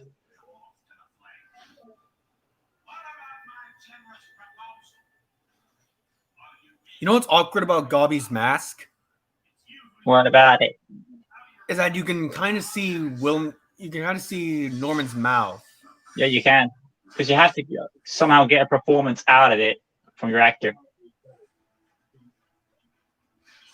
Which is weird because how was Toby supposed to act for the mask? If that's the case, if they want their facial features to react to it.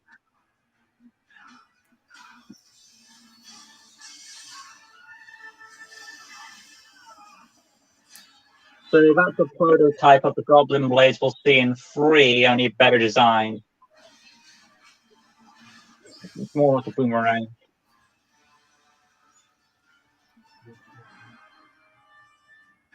Cut to Thanksgiving. Someone's got something on their mind. Yeah, especially with that creepy smile. He looks kind of suspicious, eh? Work was murder. I get it.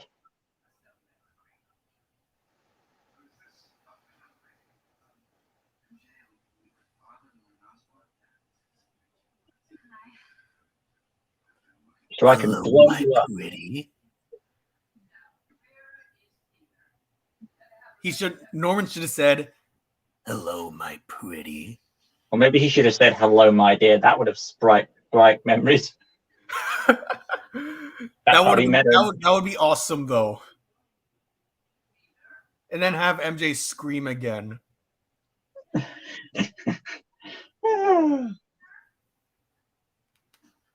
Okay, they would have called him. No one notices Spider-Man in the room.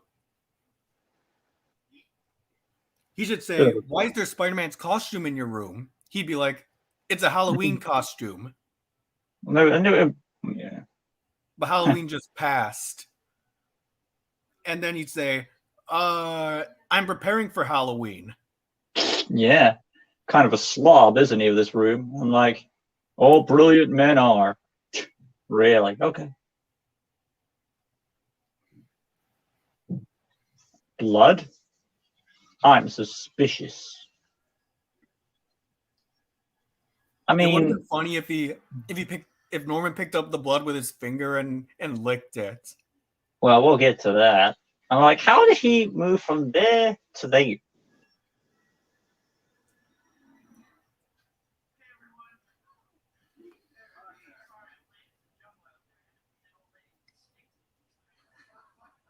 So that tells me he originally didn't have the cranberries, went out of the building anyway to get them again, and then, okay. And came back. And we also learned that Norman likes to snag food before saying grace, or whatever it is.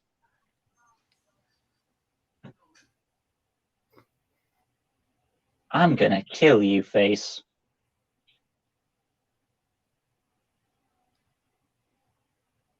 For all the people to hold the knife. Oh, he even has the knife. He's preparing.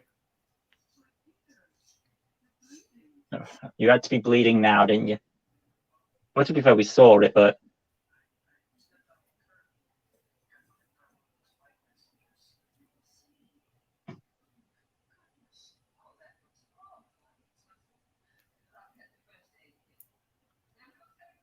For Norman, that must be so anxiety inducing. what, like when Toby lost his uncle, as in, well, you know, Peter.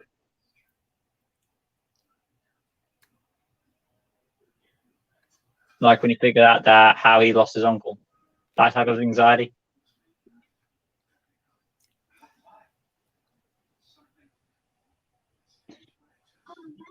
Well, there What's you go. coming to your attention? That's all you care about.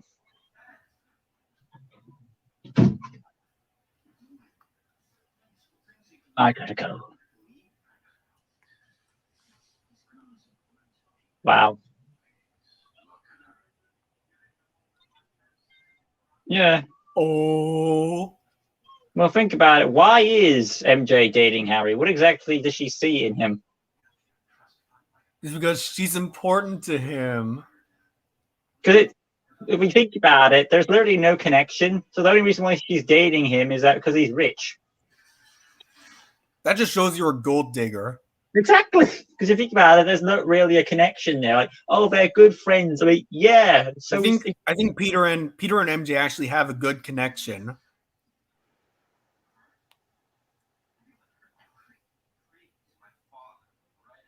Foreshadowing. I'll become half of what my father is. Literally. But you're his father's dear, nice dear. His nice, pretty little dear.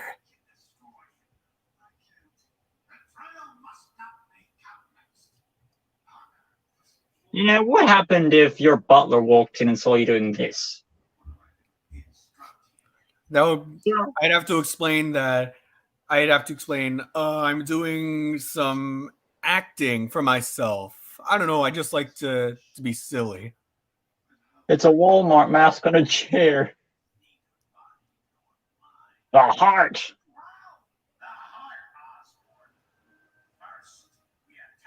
You know what it kind of reminds me of? It kind of reminds me of the Mask. You know that movie? The heart, eh? Like the COVID virus? I mean, you've got gas. Mm-hmm. You know, part of me is saying that you're doing this to make part a week, but you're also doing this to get back at Aunt May for that whole thing at Thanksgiving.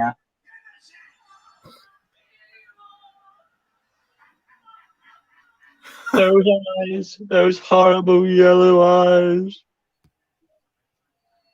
It's so funny when all of a sudden those explosions happen, and then the villain comes to terrorize the character.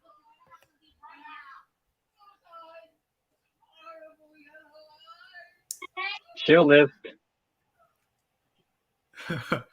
Yeah, right. With just trauma for the rest of your life. Plus, his face is beautiful. Don't you agree? I mean, a lot of characters are traumatized by the Goblin. Even Peter, and we'll get to that in a bit. To the point where we ourselves get traumatized by the Goblin. And if you don't know what I mean, the movie will literally tell you.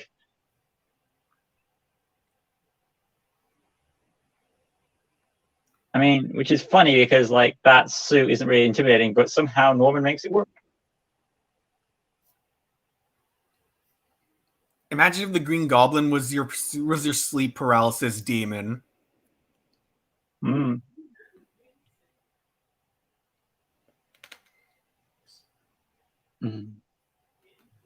Queen's General Hospital. Okay. Now we know where his family lives. Queens. I don't think Harry. Close your eyes and imagine Peter saying to MJ, "Hello, my dear."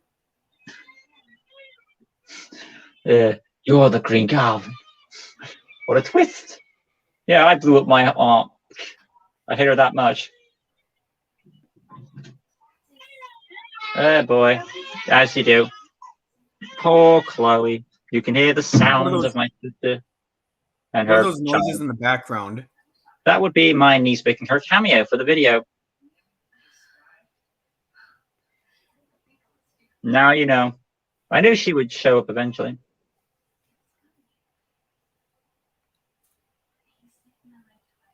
Oh, the Goblin.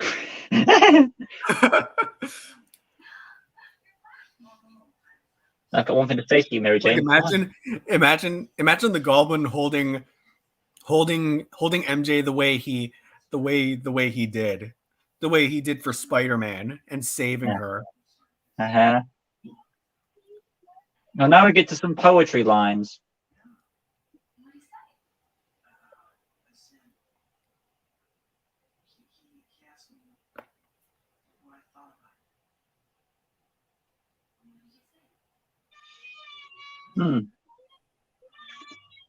Really? This dialogue? Really? When you look in her eyes. Her horrible yellow eyes. His yellow eyes are great, don't you think? Yeah. I find it funny that Mary Jane is wearing green of all colors. Because, you know, the Goblin. Yeah. Maybe he's had an influence on her. Well, you could say that. Not in the way you're expecting, though. As you do, you know it goes. Well, I'll be right with you. Where are you going? Oh, I'm still around. It's just a matter of cameos. As you do. So, I really think there could have been a bit more dialogue exchanges.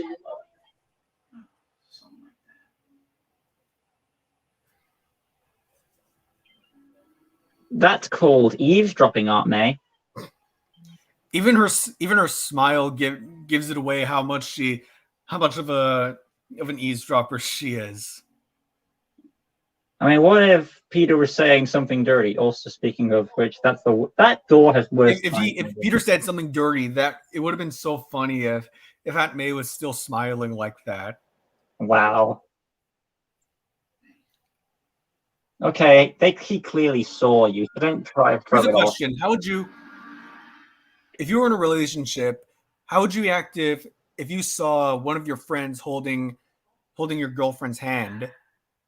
How would I react? Yeah. Okay, I know it's over now. That's Harvey. And he acts normally, as if his dad laughs like that regularly.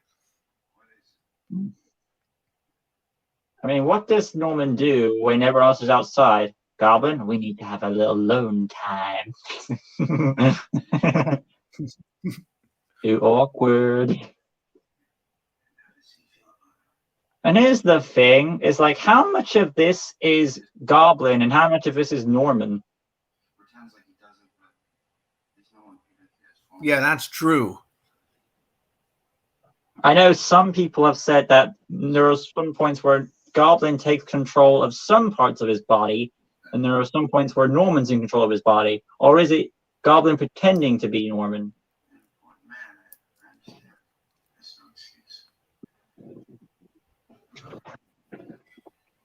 I think this here is Goblin talking. You think it's Goblin talking, or is this Norman talking? I can't tell so far. Maybe it's Goblin.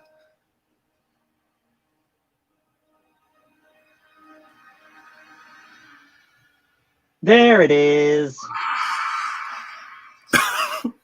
I tell you, what was that? That was the Goblin saying hello, my dear. To It's us. Five Nights at Goblins. So he literally scares every character in this movie. Peter, the audience, Aunt May, MJ, everyone apart from Harry. It would make sense. A smile, finally. Haven't seen one of those on your face since Mary Jane was here. Hey, you were supposed to be asleep. You know, you were about 6 years old when MJ's family. By the way, I saw you smiling while me and MJ were having a private conversation, just to let you know. So now we know where Peter gets the eavesdropping thing from. Yeah. And Aunt May taught him that. She's like, Peter, did you see that nice girl out in the window?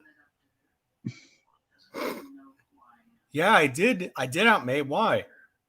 Well, use your webs and go through her window. I'm sure she'll really like those webs. You better tangle her good. Okay, you need to stop. I'm not talking to you, talking to Aunt May here. Aunt May, stop. I don't understand this part. Like, somehow he realizes that he knows that Mary Jane's in danger. Like, how do you come to this conclusion? Like I said, it's because of Aunt May. I mean, yeah, she's in danger, but how does he know exactly it's the Goblin who's going to get her?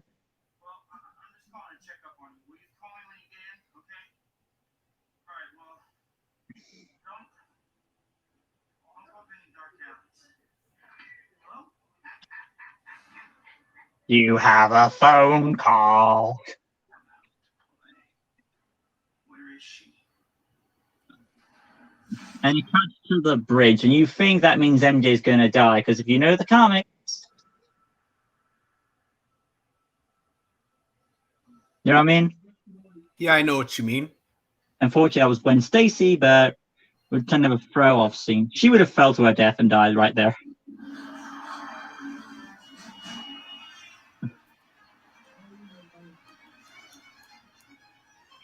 I think we cut to the Goblin theme. This is good. I like the Goblin theme.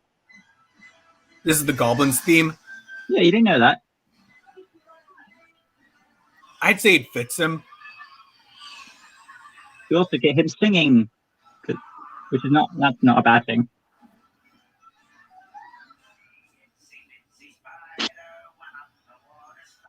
It's gold. Simon Cowell claps. When Harry was younger, that's what Norman sang to him. Michael Bay, ladies and gentlemen.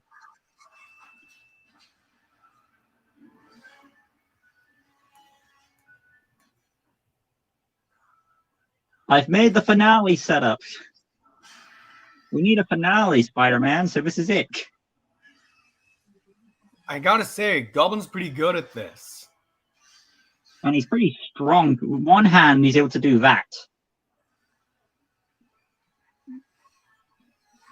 That's impressive. I wasn't expecting the Goblin to be that strong.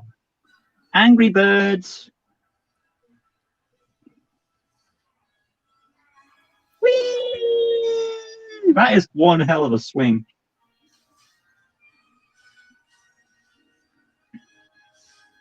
Yo, away! So what do you think of the change they made of Spider-Man's webs coming out of his body? Body? When was that happening? It comes out of his arms.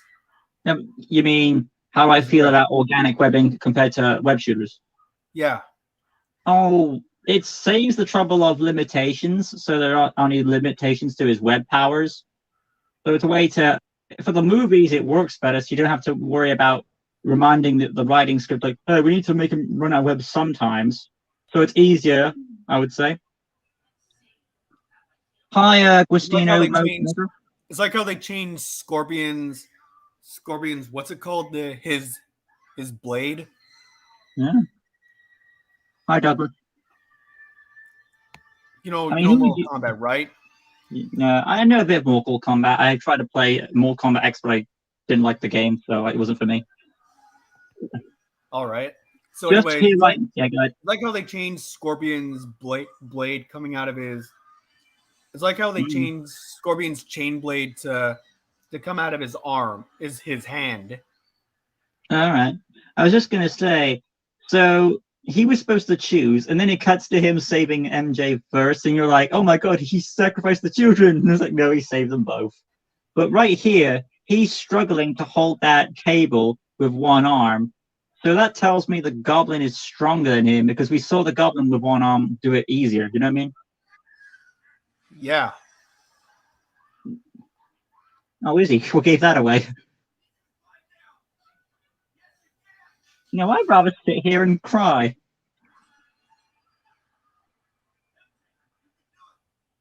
And then she fell to her death.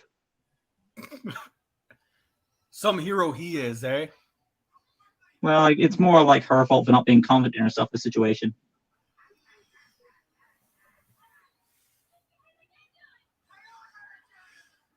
That's a sucker punch. I mean, here's an idea, Goblin. Instead of aiming for Spider-Man, why not just shoot Mary Jane to get it over with for the audience's sake, and then take care of Spider-Man? That might be... that doesn't sound like a bad idea, to be honest. Well, I'm just thinking of the audience than intelligence, really. He's gonna make it! I love it. One guy doubts, one guy thinks he will. Here's my question, though. Those two ferrymen saying that he's going to make it. Who are you talking to? Are you talking about the Goblin? Because if that's the case, I'm wondering... Are they rooting for the Goblin? He's going to make it. One guy is on Gobby's side, the other is on Spidey's. And then we have this scene because New Yorkers, because of the event that happened in 2001. You know, Twin Towers. For those of you who don't know, that's there for the event because in 2001 there was a terrorist attack. So in this movie it is okay that they're doing the Patreon thing, but in the other movies, And this is where we get even more silly. Because Spider-Man is about to make sounds you would never expect to hear from Spider-Man. Sounds like what? Oh, you're going to find out.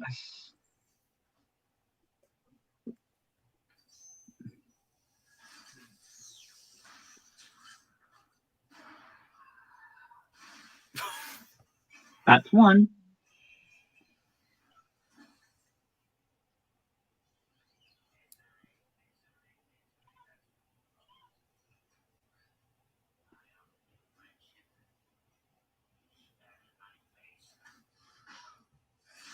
It's odd Now- that someone copies Peter's words from earlier about Uncle Ben. Enough of this sound. This is weird. What the hell was that? It was like, ugh. Oh, yeah, our hero sound effect is that wimpy thing.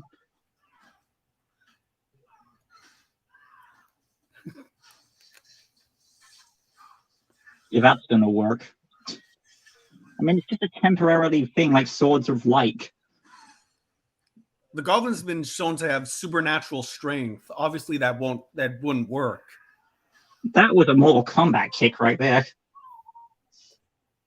Imagine Gobby as an MK DLC. Oh god.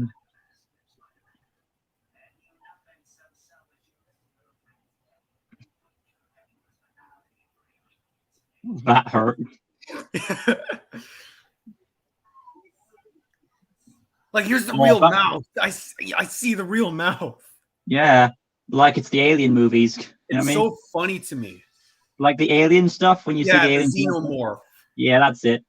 How many mouths do you need? Oh, enough to overact.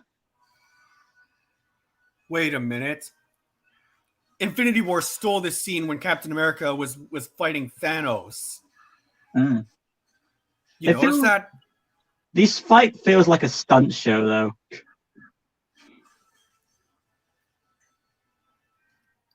You know what I mean Goblin. with the Infinity War reference, right? Yeah, I'm with you. Goblin survives this. CinemaSins would totally say that.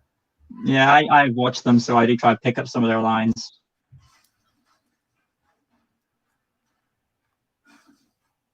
Nuts, then the head. And he does it again. The nuts, then the head. And again. And again.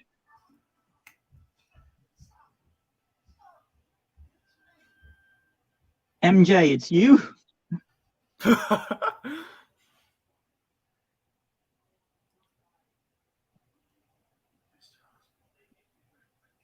So you're religious.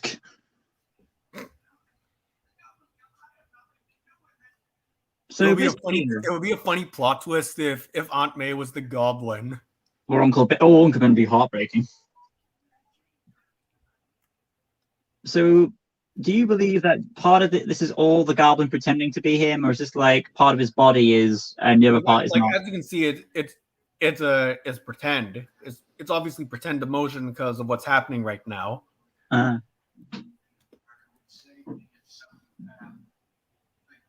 Well, he's not religious.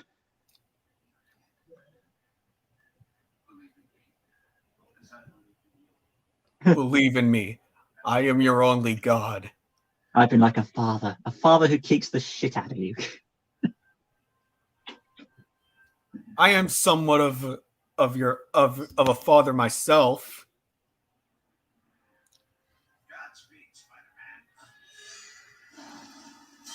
Maybe you should. And then we get another meme. Say it. Ooh, not in the nuts.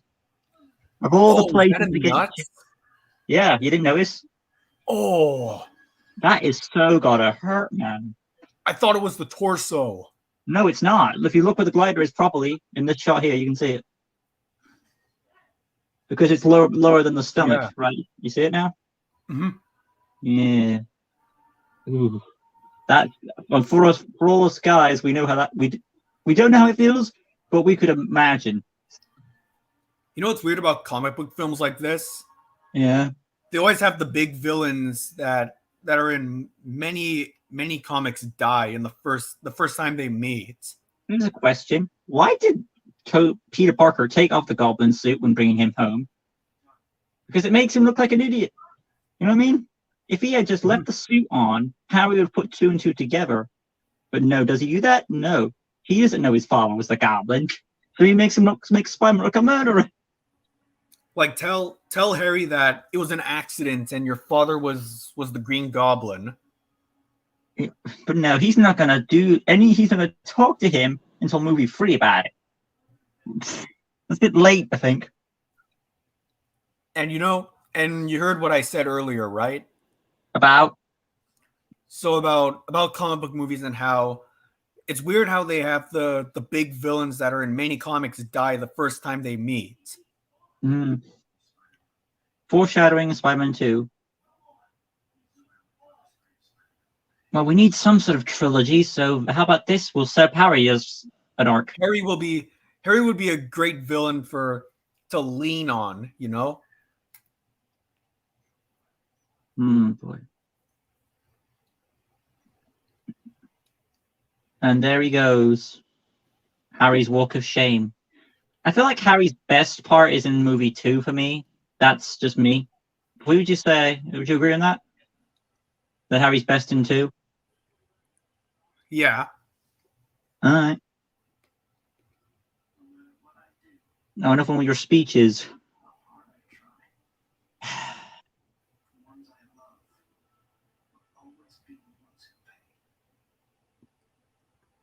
I never stand that close to a grave because I don't want to stand on the guy's body. You know what I mean? Yeah, it's pretty creepy. Hey, there's one. You mean the Goblin? Hello, my dear. That's gotta be I think we've made a meme now. Hello, my dear. That's gonna be a running gag. So when you rewatch this movie, you're gonna have that on your mind now. Hello, my dear. Oh God, what have we done? What have we done? We've done a masterpiece of a meme. Oh, now you've told us about your feelings. Bit late. But you're with Spider-Man. But She doesn't. But now you're having feelings for Peter. MJ's got a sense called the snog sense. Well, he's got the Peter tinkle. She's got the snog sense, so she'll figure out each other.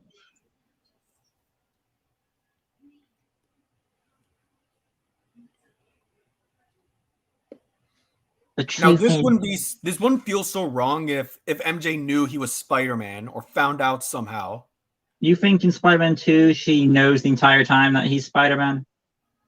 To be honest, I don't know. Because that kiss there and she figures out, wait, that's similar. That seems to imply that she might Plus know. The facial structure is similar as well, from what I saw.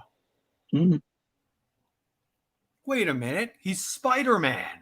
She doesn't come to that realization. Well, I don't know. I mean, when everyone kisses someone, do they recognize themselves? Like, if I kiss you, does that mean I know who you are? Is kisses that powerful? I mean, they say the I don't know. And you're not gonna tell anything until movie 3, probably.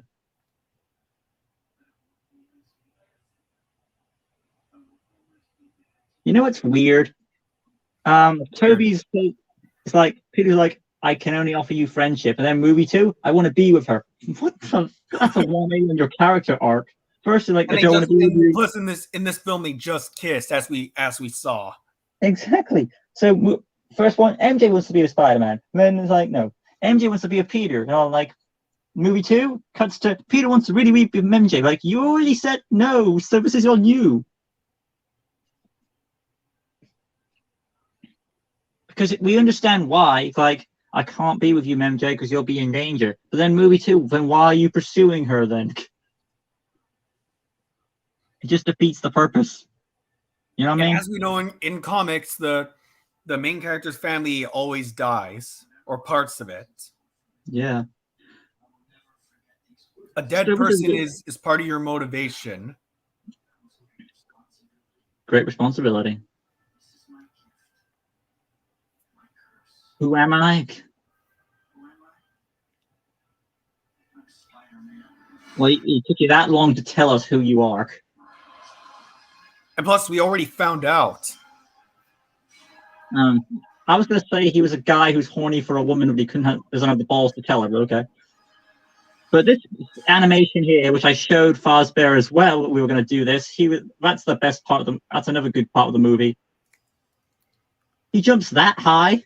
That is the Empire State Building. How can you jump? Okay, that's the Empire State. My mistake. But I'm there we actually have it. really curious now. How high can Spider-Man jump? As much as the plot requires. But there we have Spider-Man 1 officially done. So, How was this for you? Doing this again? I think it was a really good experience. But these movies, here's the thing about them. They're so parts of them are so corny, but there's something charming about it, you know? Indeed. And plus we made a new meme. Hello, my dear. Yeah, we could take Goblin's quote and insert that with MJ's scenes and probably I it would swear, make them. these movies have some unintentionally hilarious moments. Oh, here we go. I'm at the Chad Kroger song now. Hero. Oh boy. I'm still letting the end credits play by you.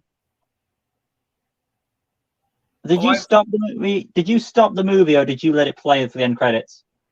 As soon as the credits started, I stopped the movie. Oh, I'm letting them play for because I wanted to see Chad Kroger's song. Because if you don't know, Chad Kroger's in this, and he did the Hero song, obviously, which is iconic. He's the lead singer in Nickelback, right? Exactly. So that's another good strength of the movie. Oh, I need to stop because it's going to cut to the Amazing Spider-Man. I don't want to hit to that one. But anyway, guys, thank you for watching. I hope you guys Thanks for watching, enjoyed. everyone. It was a pleasure to be here, and I'm excited for Yeah. the other commentaries we'll be doing. So as for when we're going to do number 2, which I'm really excited for, do we have a date planned? Do we? Yep. What's the date? I'm asking if you have like a specific day you want to do it. To be honest, I never thought of it. Well, as of tomorrow, just say if you have any plans.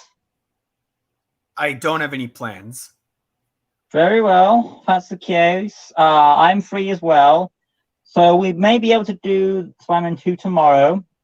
There is an extended version of Spider-Man 2, but we'll be doing the theatrical version, not just for Fazbear's sakes, because I don't know if he has the extended version like I do, but also my Blu-ray, which I got from a pound shop. Literally, someone was selling Spider-Man Blu-ray, Spider-Man 2 on a Blu-ray with the extended version and the theatrical version only for £1. That was a good offer. I believe I could do it tomorrow. All right. So theatrical version of Spider-Man 2 will be tomorrow with Doc Ock / Alfred Molina, and that will be awesome. I'm genuinely impressed that not far from home, No Way Home, that they actually got the actors to reprise their roles. I mean, especially with how old they are, I wasn't expecting certain actors to come back for them, but they were, because of CGI, we can do this. We can make them look young again. CGI is eerie in a way. Like, have you seen the film It Chapter 2? No, I haven't seen the It movies.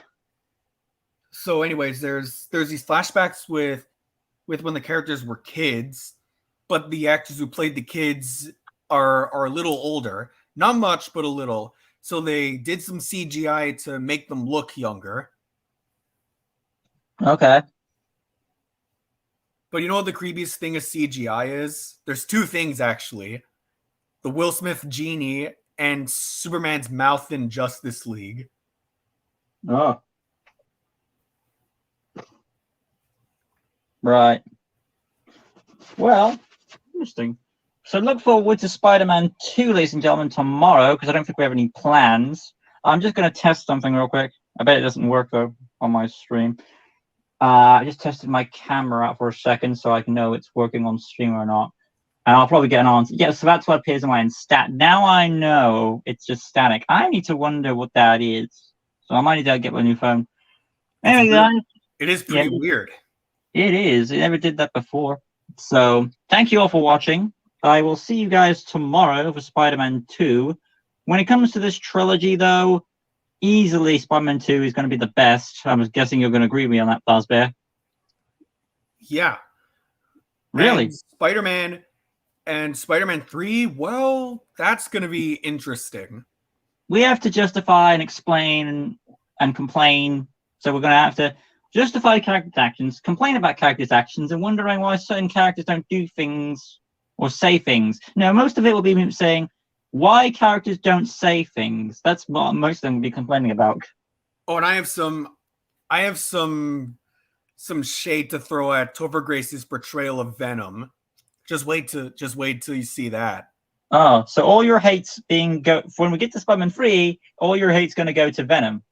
Or most of it. Pretty much, not all of it, but most of it. There's other stuff I really do not like. The two things that hate me the most are what they do with the black suit in particular. Well, when you say Venom, do you mean solely Venom, or you mean the whole thing with black suit as well? Just solely Venom. Okay, then. Two things that bother me about that movie. Okay, everything bothers me, but the two strongest are the black suit. What they do with black suit, you can easily see why, as well as the whole relationship thing, because that whole relationship is supposed to be the sole point of this trilogy, and it ends in a big mess. Yeah, it's a mess. It's a mess for the whole movie. Indeed. But the black suit, however, did give us Bully Maguire / emo Peter. Call him what you wish. Yeah. All right then. So that being said, we've been at this for 2 hours, so I'm going to end this because I don't want to take up anyone else's time. But thank you all for watching, and I'll see you guys tomorrow. Thanks for having me here, Lucas. Oh, it's been an honor, and I look forward to your performances of season 9 of the Lynx series. If I'm able to squeeze you in, we'll see. So I'll see you tomorrow then, Fazbear. See you tomorrow. Bye, guys.